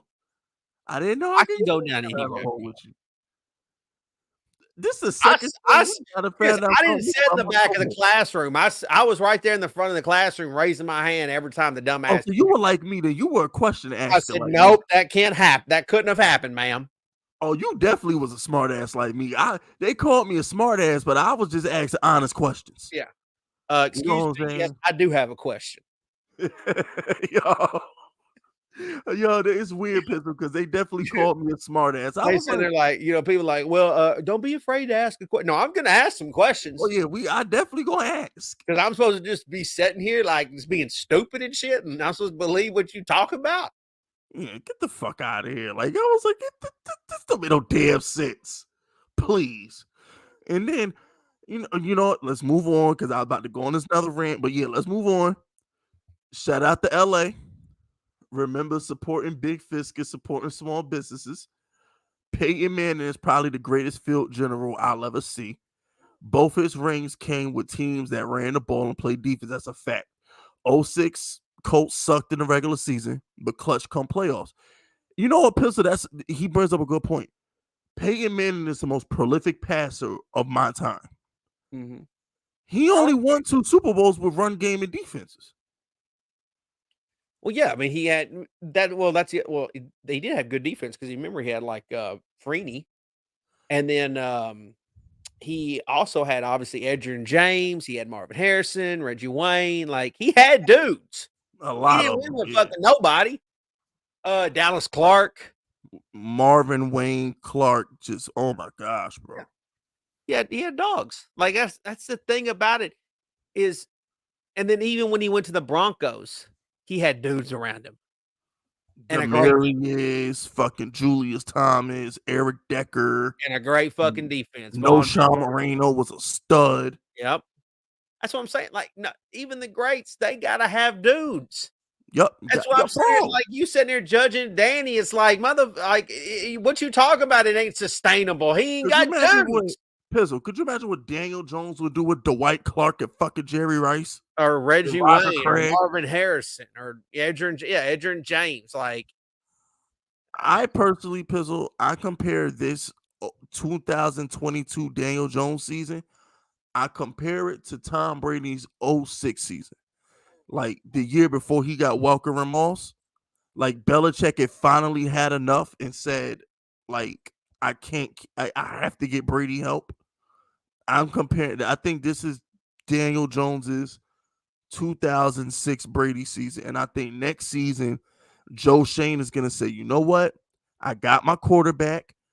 I fixed the offensive line. I got 2 bookend tackles. Got me, you know what I'm saying? I think he's going to say, it's time to get Daniel Jones some weapons. I fixed the line. I could keep him upright. He showed me he's a big-time fourth-quarter quarterback. I know he can make the plays. Doesn't turn the ball over. Let's get this guy some weapons. Yeah. I think 2023. That's why it's like, to me, it's so funny because I listen to people talking. I'm like, why y'all still talking quarterback? Because to me, it's like you're gonna fuck up. Like this team needs weapons. Like this team needs not only on the defensive side but the offensive side needs weapons. And you want to still talk about the quarterback? Facts. You know what I mean? Like that's a big thing that you got to fix. You go fixing quarterback. And the one thing to me, what I'm starting to piece together, Fisk, is that some of these guys are not really that football smart, or they can't have those intelligent conversations. So they talk about the most basic thing. Yeah. The quarterback, which is guess what? ESPN talks about the quarterback. It's lazy. It's stupid. It's dumb. And I don't quarterbacks always in front offices get multiple chances. Yep. So I think the narrative of that Daniel Jones is going anywhere is crazy and is a waste of breath. It's a waste of breath. Yeah, it really is. It's a waste of breath. Like if you notice, the only time I even remotely brought it up was that I was just ranting the Devil Fisk episode. Well, we talked a lot about Daniel at the start of the year, but that was like but once we're 7, once he got us to 7 wins with the game-winning drives and everything, we knew he was coming back. Yeah, and the thing too, Pizzle, is Michael Lombardi. I love Michael Lombardi because he's a former GM and he rips these the same way we rip these people. He rips them too, but at least he was Belichick's GM in Cleveland and in New England. He worked for Al Davis. At least he has a resume. But one of the things that Michael Lombardi always says is players know who's good. You can't bring out, like he says with Zach Wilson, right? He says Robert Saleh would have lost the locker room if he doesn't bench Zach Wilson. You can't lie to the team. Yes. Players know.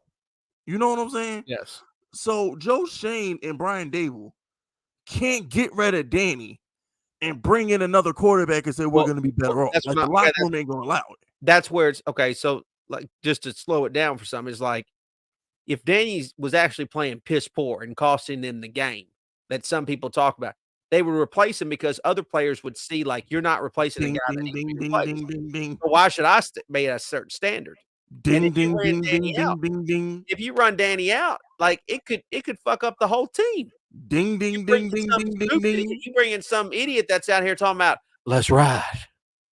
Yeah, oh my God. And now all of a sudden, your whole team's fucking splintered by the guy that's out there going, let's ride.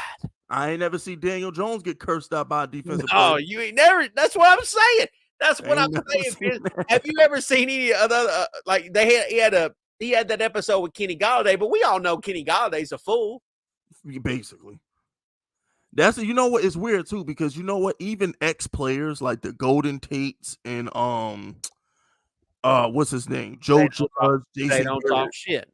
They never say a bad word about Danny. They don't talk shit. Never say a bad word about him. Russell Wilson, please forget about it. They can't wait to throw Matter him. Matter of fact, Marshawn Lynch and Sherman was talking shit about him on a podcast they were doing. Yep. So I'm at like, oh, if I can't phone you directly, I got to call your manager I ain't going to call you. Exactly. So it's like, yeah, you don't ever hear shit about Danny like that. And trust me, Joe Judge, Jason Garrett, Golden Tate especially, they've had Evan Ingram, who's on Jacksonville right now. And by the way, not to interrupt, but like, you would think that a guy like Joe Judge or even Jason Garrett, who lost their job, would come out and say, yeah, that Danny, he fucking sucks. That's the reason why my job, I got canned.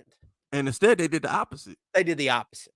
It was like, he wasn't the problem, you know. It was like, yeah, Danny was not the problem, you know. Shout out to Joe Judge. Anytime I hear guys talking about like, oh, we're gonna play score, I'm like, you uneducated. You're not smart. You sat in the back of the class, you slept. Your girl's ugly, all that good shit. Exactly. I can't go with you intelligent conversations. I can't have an intelligent conversation. You probably think the fucking Egyptians built the pyramids. Like, you're just fucking stupid. You know what I'm saying? You just stupid. Like, I can't have a conversation with you. Facts. Shout out to Timmy though. Remember, supporting big fish can support small businesses. Outside of Stephen A. Smith, everyone been talking spicy about how the Giants are done because of the Cowboys game.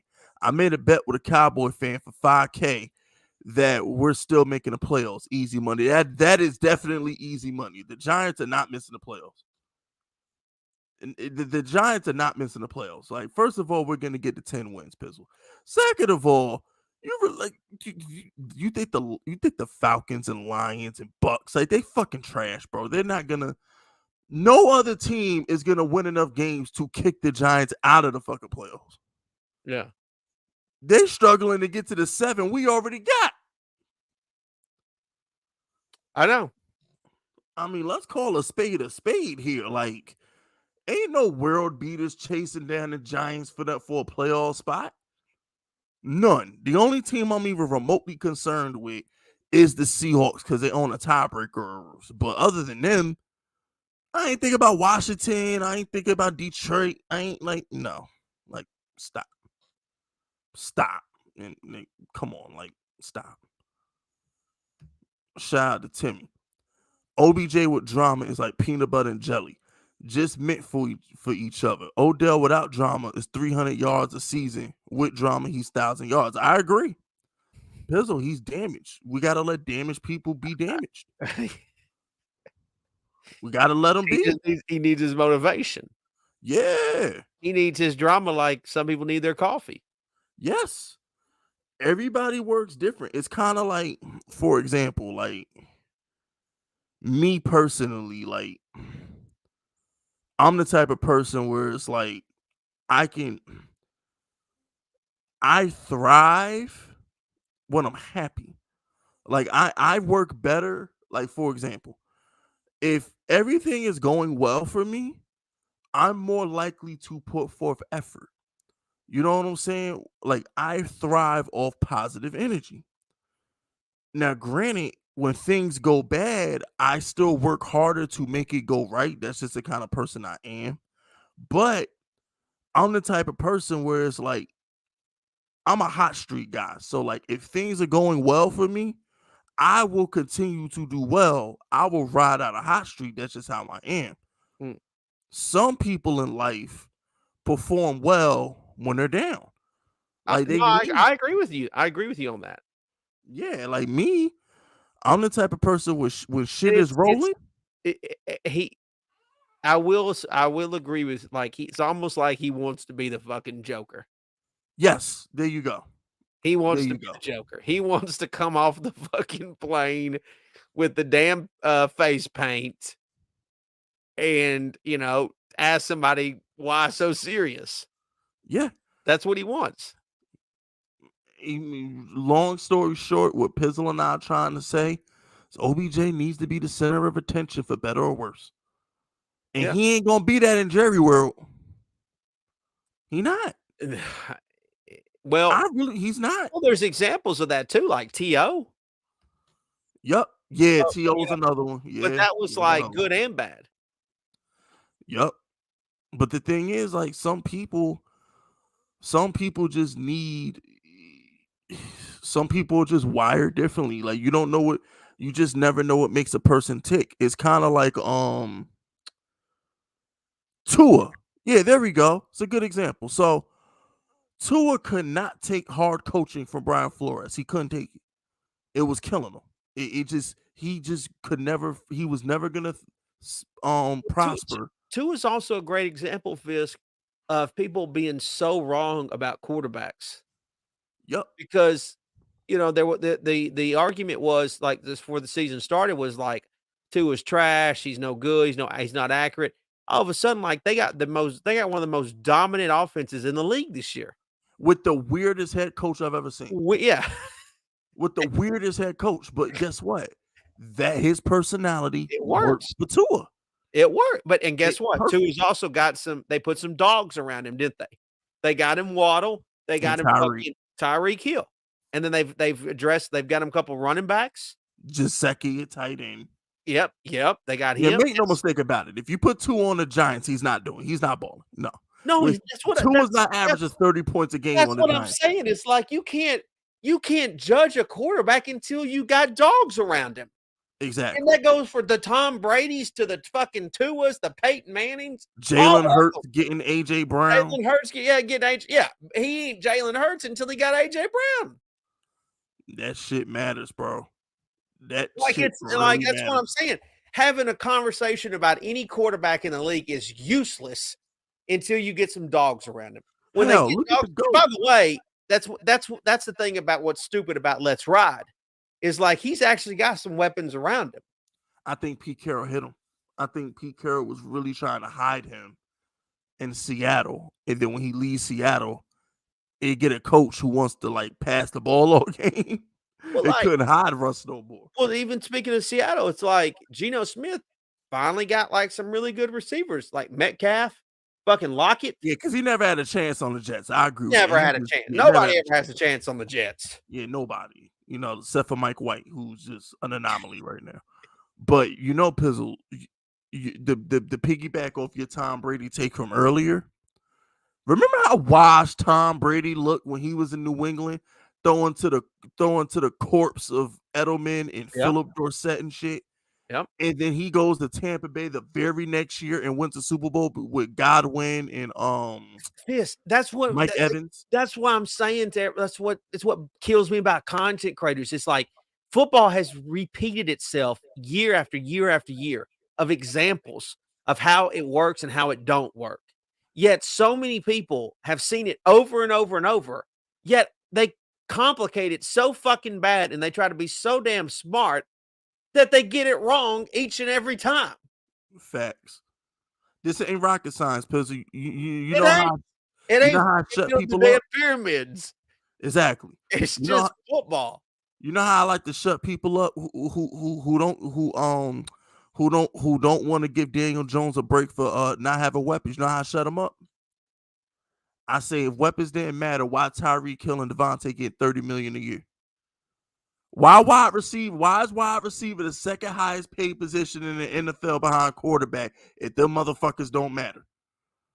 Answer that question. Wide receivers getting paid more than the edge rushers and more than the left tackle. The next highest paid position behind quarterback is the Tyreek Hill, Devontae, DeAndre Hopkins, because that's what matters. Yeah. You got to get the dog. You got to have the dogs. Got to have the dog. And that's the thing with Darius Slayton. Bro, what he did on Thanksgiving, that's him. That's his job. Go deep, moss people. Darius Slayton is not a chain mover. He's not a route technician. He's not a number one. Darius Slayton's job is to go deep and be our big play guy. When we call them play action balls, we need to be sending number 86, that 4-3, need to send his big ass down the field and let him moss people. We need the Odell to complement Slayton. We need Odell to be our route tech, our chain mover, Daniel go-to guy. By the way, to give you credit, remember you said the Giants early in the game was going to try to take the top off the defense. Go straight at them. And guess what? They did that. That's exactly what they did. It's like, and I want to prove this point because you got so many people that try to be smart, where it's like, oh, the only chance the Giants have got to win is pound Saquon. Well, you think the Giants don't know that dipshit? That's why they tried to open up the fucking early in the game. Exactly. You're not smart. You're not smarter than me. You're not smarter than the whole fucking team. There's a reason why you're sitting at home still eating your mother's meatloaf. Yeah, you're not smarter than Brian Dable. He knows what the fuck. Yeah, he knows what the fuck he's doing. He don't need you telling him. Exactly, he knows. Shout out to Timmy though. Giants are a virgin drink. Odell is that double shot of the hard liquor for this team. Just makes everything better. He just needs to come home. Exactly. Odell, and here's the thing, we don't need Odell. We got Darius Slayton to burn people 40 yards down the field. We don't need Odell to do that. He has to 100% sign next week with somebody. This is the last week, and the next week he's going to be on a team. Has to. All we need Odell to do is come in and be Daniel Jones' security blanket. Now, when does we need him to do? Didn't he get? I think it was it today that he got like medically cleared? Nah, he got medically cleared a week ago. But because it was Thanksgiving and everything, you know, he just pushed all his meetings back to this week. But now he's been medically cleared for at least a week, at least. Yeah. Okay. So but if he was to sign like early in the week, he might play at the end of the week. Yeah. Oh, he's definitely going to be in practice and pads. Yeah. He's definitely ready to do all that shit. Yeah, definitely. Shout out to Timmy. Remember, supporting big fisk is supporting small businesses. Even Slayton didn't know he had it in him. Fuck you mean. Man. And you know damn well that what I'm talking about, he vanished from another game after. I don't want to hear how has anyone done anything better, BS. That was directed all at you, Copizzle. Timmy needs to fucking relax. That was directed all at you. He needs to fucking relax. But here's the thing. I'm going to defend Darius Slayton on one thing. That Thursday night game opened my eyes, okay? That's what he needs to be. Darius Slayton just needs to be some things. He needs to just be like a 3-catch for 90-yard guy. Like the only time we need to be throwing Darius Slayton the ball is either on a bubble screen to get him in space or a 50-yard bomb down the field. Darius Slayton is never going to be a route tech possession guy who you can depend on to catch the ball on a regular basis. That's just not his game. I think he's had a great year this year. He's had a great year, but I just think we're overcompensating with him. What I mean is like his role is to be the down the field vertical threat, big play guy. He's never gonna be a chain moving route tech receiver. That's just not him. He's a big play guy. I just think we need to get big play Slay. Bingo. So you know what I'm saying? I think what he did versus the Cowboys, if we bring on Odell Beckham, Slayton can become that. That's what he's going to become. I just think that's Gabe Davis. There you go. Because this is a Brian Dable offense. Odell's going to be Diggs, the chain mover, the possession guy. And Slayton's going to be the Gabe Davis who they just throw the bombs to like 4 times a game. I think that's what eventually that's Slayton's role in this offense is to be the Gabe Davis guy, that big time burner down the field. Shout out to Timmy. I'm going to the Giants game this Sunday against the Foreskins. I'll try to bring a sign supporting Big Fisk and supporting Small Bit. I would love for you to do that, Timmy. I would love that. That would be great. You know what I'm saying? Like, you should put it like, and put the Giants Outsiders tag like right at the bottom. So and then draw like a little number 86 on it. See, why you gotta do too much? We don't need no 86 on it. He's supporting Darius Slayton. No, he's supporting big business and us. But then he also supporting Darius Slayton. He don't need to support Darius Slayton. What the fuck for? We don't even know Darius Slayton gonna be on the team next year. We talking about supporting Darius Slayton. He gonna be on the team. I mean, I would at this point I wouldn't mind him coming back, but somebody's probably gonna pay Darius Slayton more than Shane is gonna. Darius Slayton might fuck around and get a fucking let Darius Slayton catch a bomb in the playoffs. He gonna get a Christian Kirk contract. Watch. Let that motherfucker catch a bomb in a playoff game. He watch him go get a Christian Kirk contract. I'm actually giving him credit, Pizzle. When I say Slayton's not going to be on the Giants next year, I'm actually not saying it to disrespect him. I'm saying it as in he might get a bag, Pizzle. He gonna get a bag. I don't know if the Giants are going to want to pay him that bag, but I think another team out there might really want to give him a bag. Because I think Joe Shane, if we don't sign Odell, Joe Shane's probably just going to draft 2 more receivers and then bring Wandale back and just have the 3 young bucks out there. What I'm trying to say is this. If we don't get Odell, Shane's just going to rebuild the receiving core from scratch. We got Wandale, our future slot guy, and I think he's just going to draft the other guys. I don't think he's going to bring back Slayton. I don't think he's bringing back Shepard. Galladay, we know he getting the June 1st cut. So I just think, no disrespect to Slayton because he's been great this year, but I just think that he'll get a bag from somebody else. I mean, we'll see. Shout out to Tyrone. When Danny fell from the sky, civilizations crumbled. Hyenas learned how to laugh. Buffaloes became soldiers and snakes wrapped around themselves. You're right. You're right, Tyrone. Listen, when Daniel Jones came from the sky, damn it, he shook the damn pyramids. Them pyramids been standing solid for thousands of years, but when Daniel Jones fell from the damn sky, the motherfucker shook. Okay, Daniel Jones, I told y'all, he can do things that normal humans can't. Okay, Daniel Jones makes Chuck Norris look like Kevin Hart. Not Kevin Hart. Daniel Jones make Chuck Norris look like Chris Rock getting slapped by Will Smith. Okay, Daniel Jones is different. Daniel Jones stares at statues and they blink. Okay.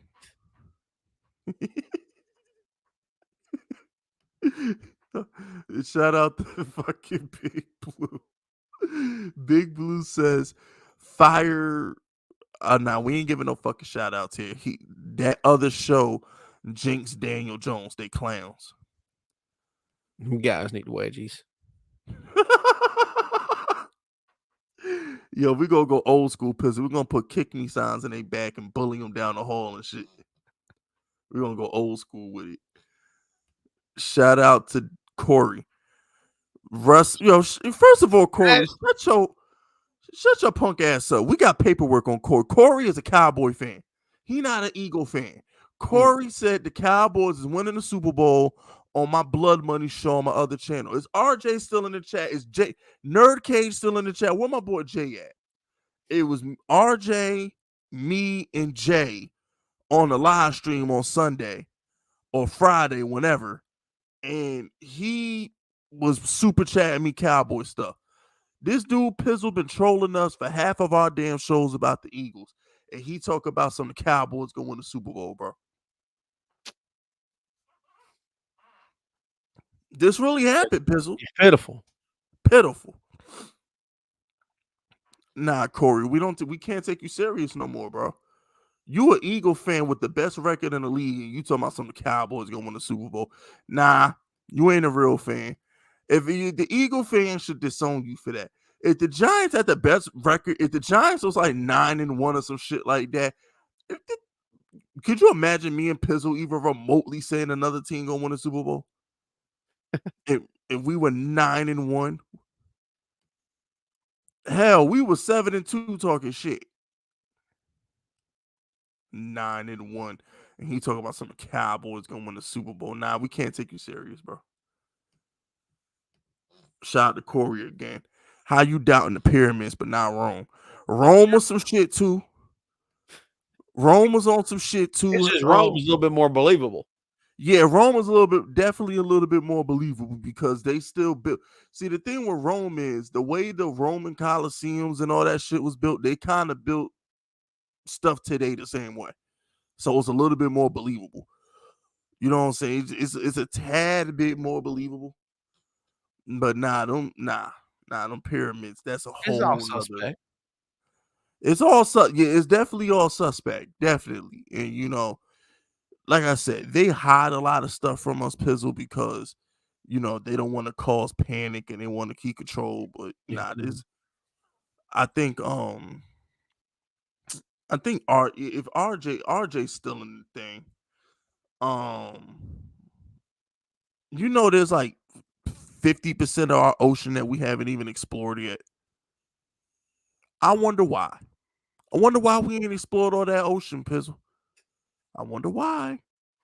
You mean to tell me we can go to Mars and Venus and all this other shit, but we can't even explore the ocean that's on our own planet? I wonder why. Shout out to E. Yorkie.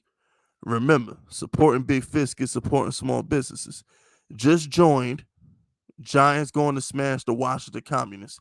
Yeah, we're going to beat the hell out of Washington. We're going to get to that after we catch up on these super chats. But yeah, we're going to beat the hell out of Washington. I'm not even remotely concerned about Washington. Yeah, not even tripping. Shout out to Corey. This racist history, Africans can't have nothing. That might be it too. The angry black man in me has definitely said they're not gonna give us credit for that shit. I ain't gonna lie to you, Pizzle. The angry black man in me has definitely said they damn sure not about to give a whole bunch of dark-skinned Egyptians credit for building some shit that's still here. I definitely said that a couple times. Corey, I don't agree with Corey a lot, but he got me on that one. I have gone on a couple angry black man rants about saying that we're not gonna get credit for them fucking pyramids because they was built by brothers. I have said that before. I can't lie. I can't lie. Shout out to LA. Remember, supporting big fish is supporting small businesses. As a Christian, I believe that the ancient gods of Egypt, Greece, and Babylon existed, but they were lesser gods to the God of the Bible. These lesser gods, which we're told to believe are aliens or Satan's fallen angels. Could be. I mean, look, my mind is open to anything, okay? I'm not closed-minded. I'm willing to have a conversation and listen to anybody's take on this Pizzle because guess what? Nobody can prove anything. No, can't prove it all.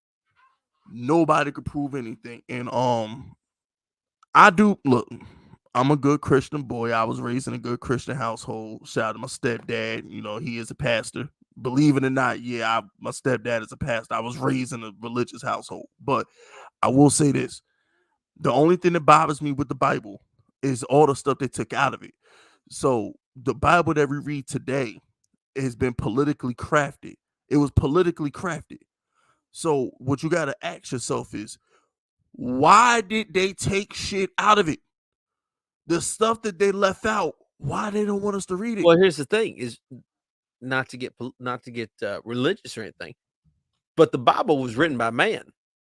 Ding, ding, ding, ding, ding. And guess what? Men lie all the damn time. All the damn time. All the damn time. And history is written by the victors, Pizzle.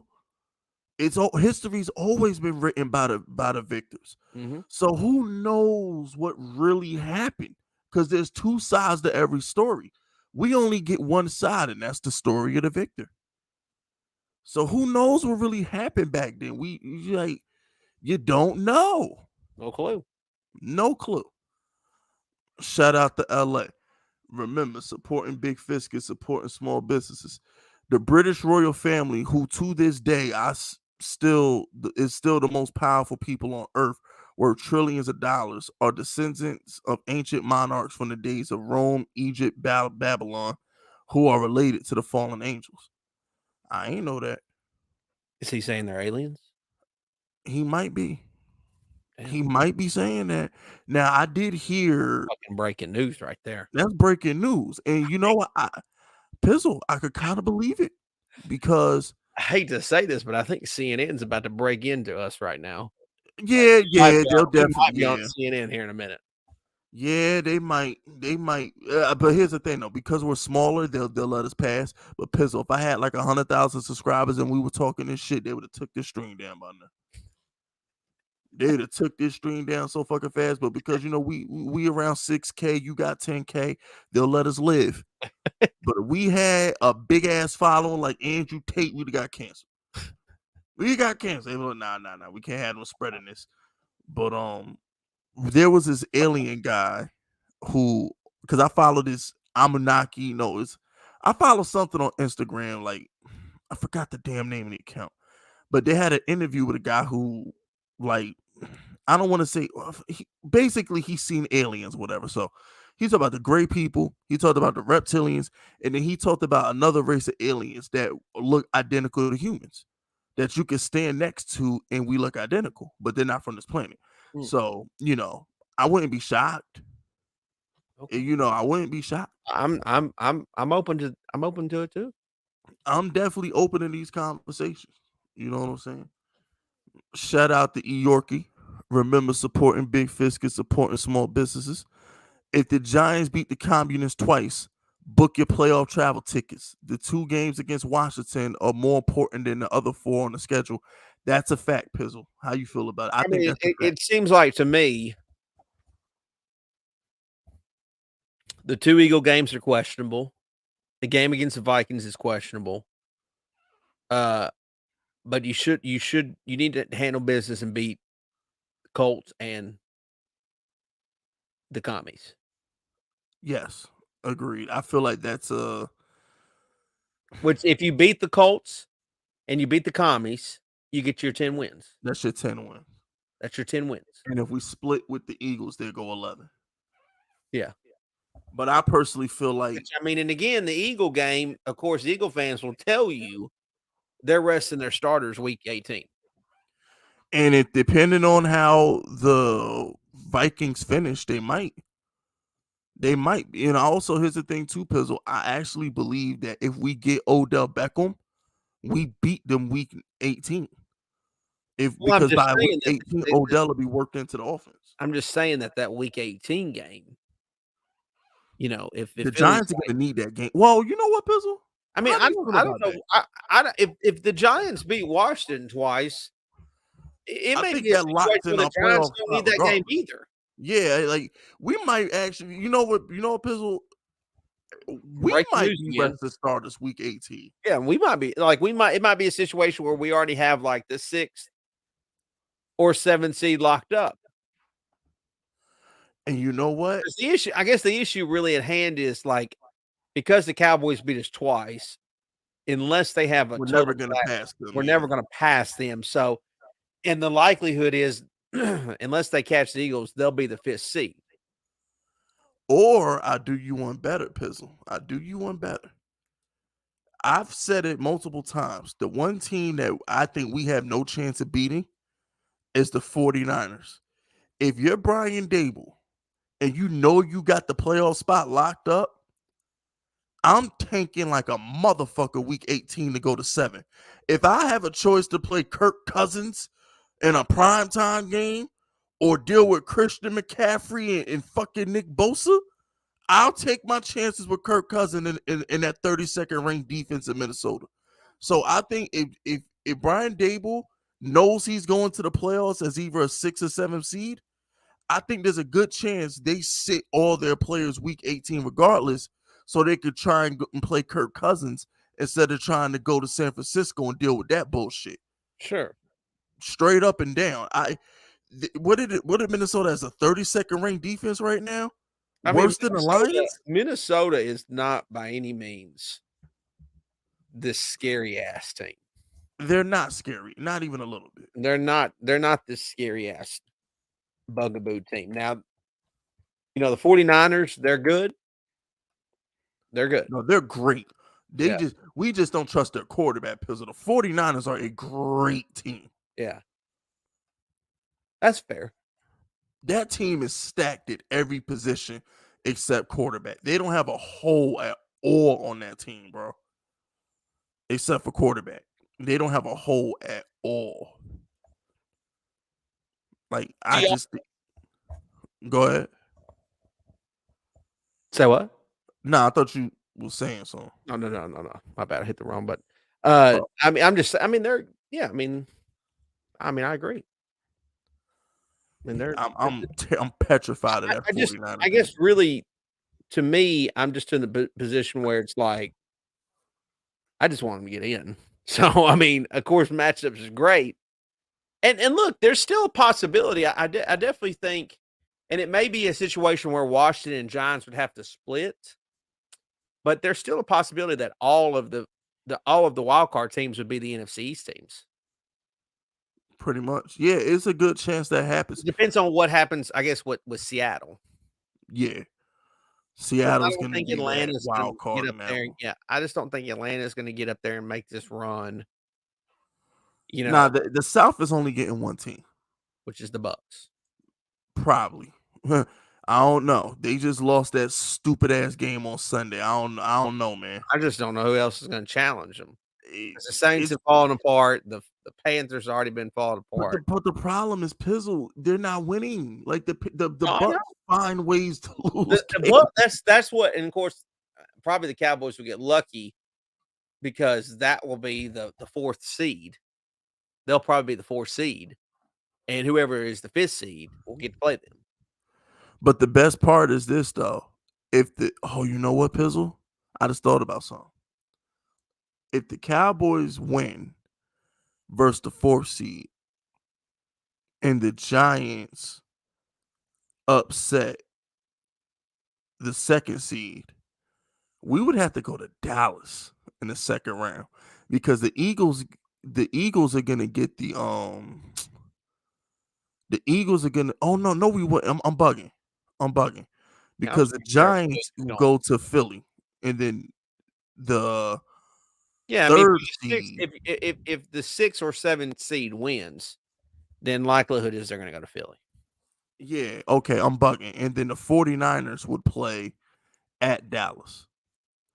And no, I'm bugging. No, the 49ers won the division. No, so the 49ers Cowboys would have to go to Dallas. I mean, the 49ers would probably be the third seed. Yeah, so actually they might be the second seed. Cowboys will have to go to. I don't think they're gonna catch Minnesota. I think they'll finish. Oh yeah, you're right. Yeah, probably be the third seed. Yeah, so Cowboys will have to go to San Fran. Yeah, sorry, Cowboy fans, I ain't win the Super Bowl. Sorry, it's not gonna happen. All right, Corey. Yes, yeah, exactly. Yeah, sorry, Corey. Shout out to Yorkie. Remember, supporting big fish is supporting small businesses. Bring OBJ home. Want his story to come full circle. He is our prodigal son. If Strahan can make $17 million a year on TV, Odell will be set for life if he comes back to New York and help us win. Nobody else can offer that. You know what, Pizzle? That's actually a good point. Because if he comes back to the Giants and he retires as a Giant, then that alters his legacy. That he's one of us. And certain doors in the New York area will open up to him because he's a Giant. So he'll have that reputation. If he goes to Dallas, they'll never love him. He's not a Cowboy. They'll never love him in Dallas the way we will. They'll never love him, Pizzle. He's not a Cowboy, bro. I understand. I mean, look, it can be a good story. And I was all for it. And maybe I'm still all for it. The whole plane thing just got me a little twisted. I'm still all for it. I do agree the plane thing was definitely a bad look, optics wise, but I'm still all for it. Shout out to Corey. I said the Cowboys could win it. That's the red pill. Oh my gosh, Corey. Corey, you're a disgrace to Eagle fans, bro. You're a freaking disgrace to Eagle fans. All right. So, okay. All right. Do I want to put this on the big screen? I'm definitely gonna read it. Okay. So shout out to E. Yorkie. We done already gone down the rabbit hole. Fuck it. Remember, supporting big fish and supporting small businesses. The best part of the Bible, not taught in schools, is Genesis 6:6, where it says the fallen angels came to the earth, had sex with earth women who gave birth to a race of giants. Wild freaking story. I mean, yeah, look, like I said. And that's how the name Giants came from. There you go. Didn't David wasn't Goliath a giant?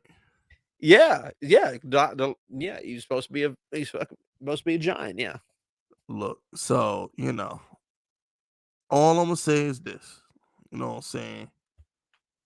I believe a lot of crazy fucking shit happened thousands of years ago, bro. I'm sorry. A lot of wild shit happened, bro. A lot of wild shit happened. And what was it? We can't account for all of it. We can't account for that shit. And the whole sex with angels thing, that might be true because I think they took the book of Enoch or something like that out of the Bible, and I think there was something in there where it was like they came down. That's how the giants happened, and that's what led to the flood and all the other shit. So yeah, you look. Anything's possible. I'm not gonna sit here and say none of this shit happened because I actually think most of this shit probably happened. But my take on the Bible has always been two things. Number one, it was written by man. Man lies all the time. Me and Pizzle just talked about that. And number two, Pizzle, if you and I rob a bank, let's for example, right? So you and I tell our children about how we robbed the bank together, right, Pizzle? Mm-hmm. When we robbed, ski mask and all. Now, the story that me and Pizzle tell our child about how we robbed the bank was we ran in there, guns blazing, and we stopped at McDonald's on the way back because we was hungry. That's how the story goes, right, Pizzle? Yeah, absolutely. By the time Fitz Vegas and Cop Pizzle the 100th come around about 300 years later, the story is our great grandfather's Fisk and Cop Pizzle ran into a Walmart, got a bunch of fireworks, set it off in front of a bank, ran into the back of the bank, robbed the bank, stopped at a Krispy Kreme, then went gambling, then stole another car, drove that car across state, then went home, buried the money, and then came back to California to hide from the cops, and then met our mother, great grandmother, and great grandmother, and had us. You see the difference in the story? All me and Pizzle did was rob a bank and go to McDonald's.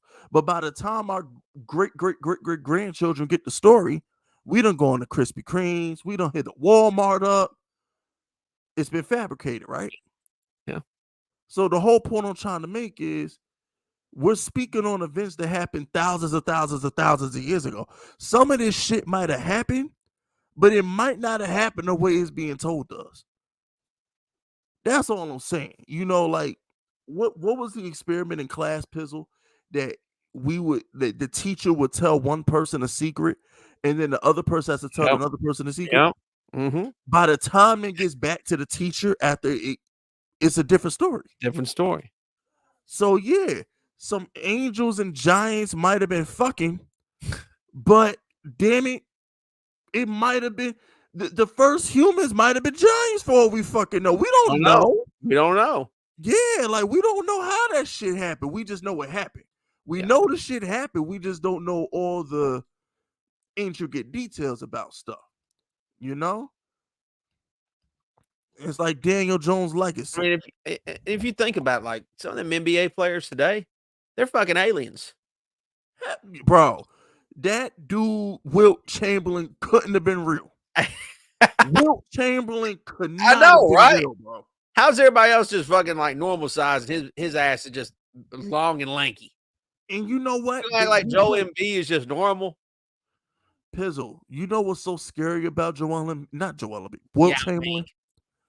That fucker averaged like 50 minutes a year in the 70s or something, and there's only 48 minutes in a damn basketball game. My mind was blown when I got that stat. I forgot what season it was, but he averaged like 49, 50 minutes minutes played for an entire 82 game season, and it's only 48 minutes in a damn game. How the fuck? No. And they said he ran track. So you got this 7'3" dude running track. There's out there running track. And he fucked 1,000 girls. Don't even get me started on Shaq. Yeah, bro. Prime Shaq, nah, bro. Nah, you can't tell me these NBA players. Nah, yeah, they different. They different. Yeah, they different. Same thing, Pizzle, with some of these football players, bro. Like, you can't sit here and tell me that these freaking some of these running backs, like I'm not talking about running backs these days, but in the 70s and 80s when running backs would carry the ball 30 times and get hit in the head and all kind of shit and it was legal, they would just take that shit all the fucking time, Pizzle. Yeah. Speaking of which, Sean Taylor.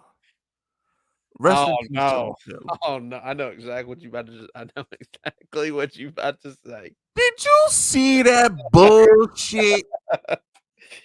That was the worst statue of all time. I swear, bro. Every time Dan Snyder takes a step forward with me, he takes 5 steps backwards. I mean, I was happy for Dan Snyder exposing these owners. He about to sell the team. He leaked the Jerry photo. I'm like, okay, Snyder, you about to go out like the Joker. I can respect that. And then he puts out that bullshit stick figure statue of Sean Taylor. Like, I just Pizzle, between letting Patrick Mahomes' little brother dance on Sean Taylor's fucking retired number last year and now giving him this stick figure statue, I'm convinced he hated Sean Taylor, bro. There's a lot of shit that's been bad to happen to Sean Taylor, and he's been dead for a while. Yeah, I'm convinced he hates Sean Taylor. I don't know what happened. I don't know their personal history, but I'm convinced that when Sean Taylor was alive, Snyder hated Sean Taylor. I could see Snyder being like a guy that's like mad at Sean Taylor for dying. Like, why'd you die on me? Well, I haven't been able to place you since. Yeah, you were one of the best players ever. You died on me. I'm mad at you for dying. Yeah, I can see. Yeah, Snyder might really be one of those people, bro. You know what I mean? I don't put nothing past Dan Snyder. I don't put shit past him. Shout out to Yorkie. Remember, supporting big fiscus, supporting small businesses. I would trade my current GF and future GF to be named later to help get Odell on the Giants. Would that help? I wouldn't do that. Depends on how cute she is. I don't give a damn how cute she is. We ain't getting 2014 Odell Beckham in this bitch. 2014 Odell Beckham, sure. I can give up the future prospect for 2014. I'm glad you said that, Fitz, because that's the same shit I say about Kayvon. Is if Giant fans would just temper their expectations about the player, I'll be good with it. Just temper your expectations. Yeah, like the Odell Beckham we're getting hopefully next week is a chain mover. He's a possession guy. He's there to help Danny. You know, he's there to help Danny move the chains and shit. It ain't OBJ's team. It's Danny's team. It's Danny's team. You know what I'm saying? This ain't 2014 OBJ we getting old school veteran savvy OBJs. 2 completely different things. Yeah. So, you know, just remember that. But so yeah, Yorkie, no, we're not trading the future girlfriend. We're not trading the future girlfriend for 30-year-old Beckham. We ain't doing that. We got to keep that. We're going to Joe Shane that draft pick, okay? we gonna hold on to that draft pick. we going to Joe Shane that draft pick, okay, Yorkie? We going to hold on to that one. We're going to hold on to that one, all right? That your future girlfriend, you never know, Yorkie. You might fall into some money. You might fall into a big bag, and your future girlfriend might look like fucking. True. That is true. Scarlett Johansson or something. You never know, man. You never know. Shout out to Don J. Derrick Henry had over 12,000 rushing yards in high school. Get the fuck out of here, bro. Are you serious? Freak. Alien. Yeah. Derrick Henry do be moving like an alien. Now I think I call it what it is. I think the biggest alien in football history is probably I'm gonna guess Lawrence Taylor. Like, if you watch Lawrence Taylor highlights, like, he just wasn't human, bro. Now, granted, it could have been the coke. Cocaine's a hell of a drug, Pizzle. But the way he would move tackles out the fucking way, bro, was just different. I mean, it was just different. You don't see a lot of, even the best pass rushers, Pizzle. I'm talking TJ Watt, Matthew Judons, Myles Garrett looked like somebody drew him in a damn comic book and brought him to real life. He's so damn chiseled. I always thought that was like Bo Jackson. You think Bo Jackson was an alien? I mean, how you gonna be good at two sports? I don't know. Deion Sanders was okay. Matter of fact, I think Deion Sanders is one of the greatest athletes of all time, and no one talks about it. Yeah. Deion Sanders almost, I don't know if people realize this, but I don't know if it was 90, might have been 93, somewhere around there. He almost won a World Series MVP. Yeah. A lot of people don't know that. Like, he almost, if the Braves would have won, he probably would have won the MVP, but they didn't win. I can't remember what year that was, though. But anyways, obviously he was a fucking badass football player, but baseball, he was good too. You know what, Pizzle? I think we're going to end the stream on this bombshell. Okay. LeBron James might have been an alien. Yeah. Yeah, I remember in 2015 when LeBron James disappeared for 2 weeks in the middle of the season. They claimed he went to Miami for 2 weeks in the middle of the season. Like LeBron James, Pizzle, like the most responsible, want to play every game athlete of our era, just disappeared for 2 weeks. Just took 2 weeks to Kyrie Irving the shit out of the Cavs in 2015, Pizzle. Yeah. He might have left the planet, bro. I don't know. He might have took a trip to the pyramids. LeBron may have knew where some doors were. LeBron may have knew where some hallways were. All of a sudden he out here finding the fountain of youth too. Yeah, facts. Like bad LeBron, like old man bad LeBron still out here getting 30-point triple doubles and shit. Like LeBron really might be an alien. Like, he's not supposed to be doing this at this age, bro. He really not supposed to be doing this shit. And then you had some aliens that clearly told everybody that they were, like Dennis Rodman. Yeah. Like him, he openly admitted, like, I'm an alien. I mean, he even had the green hair. I mean, he didn't even hide it. Yeah. You know, I think like some of these musicians, bro, like I'm convinced, like you can't tell me that somebody like fucking Michael Jackson wasn't an alien like in his day, man. Like to be able to dance and sing like that at the same damn time. I know. Everybody like one minute you black, and next minute you white. Word, he really did look like a white person though. Like it wasn't like he literally changed his skin color. Like if you didn't know Michael Jackson was black, people can do that as aliens. Facts. Like if you didn't know Michael Jackson was black, you would have thought he was white. I know. That was the greatest skin color change. Bro, OJ was so fucking jealous. I'm not black. I'm OJ. Hey, yo, hold on. Pizzle, what's that baseball player name who tried to bleach his skin? Was it Sammy Sosa? Sammy Sosa. Yep. Oh, bro, Sammy Sosa was so jealous of Michael Jackson. He was mad. He's mad about being black. Damn, Sammy. All right, yo, we doing too much this show, Pizzle. I ain't gonna lie, we doing too much. All right. Any closing thoughts, Pizzle? We gotta give a pick. I gotta give him a pick. Oh shit, that's right. We gotta give our picks. I'm gonna give this one. I love this pick this week. I don't think it's hard to take. I really, really like it. Really like it. I love the 49ers. -4 against the Dolphins. This what? Sunday. Yeah, love it.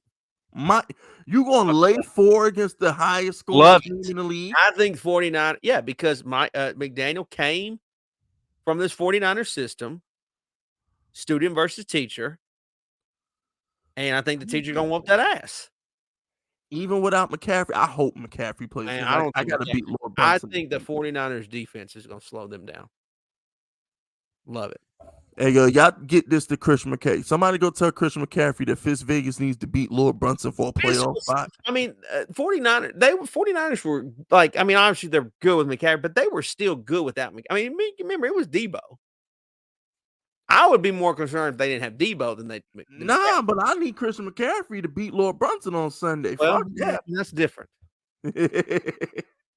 All right, so Pizzles. That's where I'm at. Pizzle definitely. That is a late game. That's a late afternoon game. Pizzle's definitely letting his nuts hang with that one. My nuts are hanging. That's a ballsy pick. I'm gonna take another ballsy pick.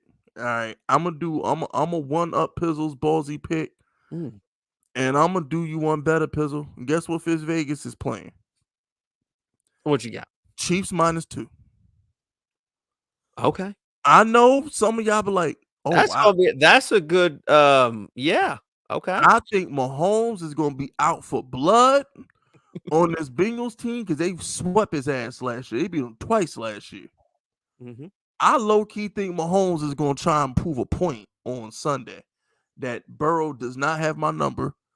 Burrow is not better than me. Okay. We're gonna kill this noise because remember, they beat Mahomes twice last year. Yeah, they did. Beat him twice.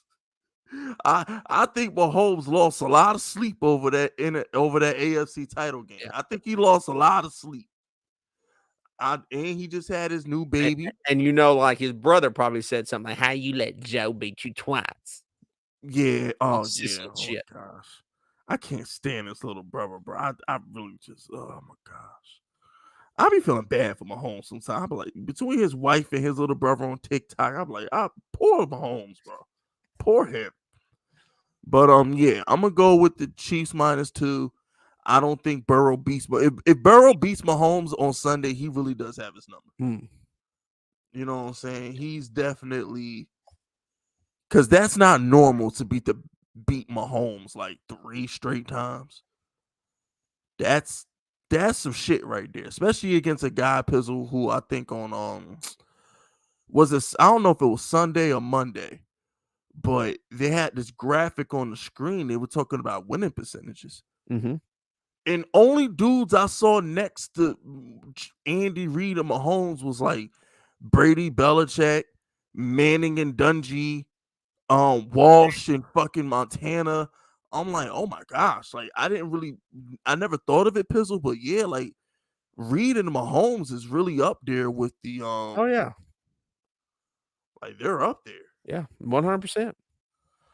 Ironically enough, they've been great together. Yeah, I wonder what. I know this is dumb, but I know it's a dumb take, but I'm curious. I wonder what McCarthy and Rodgers' winning percentage was.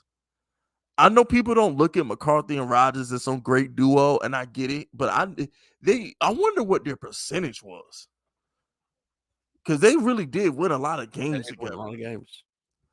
I know Breeze and Sean Payton winning percentage isn't up there because they had them rough years, but Breeze and Payton is definitely one of the best QB quarterbacks. Don't sleep on McNabb and Andy Reid. McNabb and Andy Reid won a lot of games too. But this is the episode 21. This, I know I say this every week, Fizzle, but this is my favorite show, man. This was good. This was a good episode. Hope everyone liked it. Appreciate everyone. We got a lot of good super chats today too. So appreciate everyone with all the shit. Appreciate y'all showing love and support. And listen, I tell you what, y'all not gonna get conspiracy talk from no other Giants show. I promise you that. I promise you that. And we're gonna end it on this last super chat. Shout out to Andrew Thomas. Shout out to Eyorki. He says Andrew Thomas next contract 4 years, $400 million. Nope, that's not enough. Nope. He's definitely about to get close to 30 million a year. Going to take a little more. Yeah, because what did Trent Williams get, Pizzle? Well, I mean, it's funny because like I hear some people like, oh, he's the best tackle in the game, and I'm sitting thinking like, will y'all be quiet a little bit? Yeah, like, shut up. Don't tell him. Yeah, oh my gosh, he's that contract. Woo. He had a tough game against Parsons, but he's still learning, man. He's getting better. Yeah, well, allegedly he had the flu. Allegedly, that's what they were saying that, he did have the flu. If it was a regular Thursday game, they said he probably wouldn't have played. But Cowboy game, playing for, it was too big of a game for him to miss. But they did say he had the flu. Well, but ain't gonna come cheap. I'm gonna tell you that right now. He might be our highest fucking paid player after next season. Could be. And it wouldn't be abnormal if it is. I mean, sometimes you pay your left tackles a shit ton. Yeah, I mean, hell, then Quentin Nelson got $100 million and he's a guard. Yeah. So, but we up out of here, huh? Good episode. Great episode, man. We up out of here. This has been episode 21, the Kenny Phillips episode of the New York Football. Kenny Phillips number 21. Yeah, yes, he was. Okay, yeah, this is the Kenny Phillips show. You know what I'm saying? But yeah, we up out of here. This will be on Spotify and Apple and shit tomorrow morning. So yeah, we up out of here.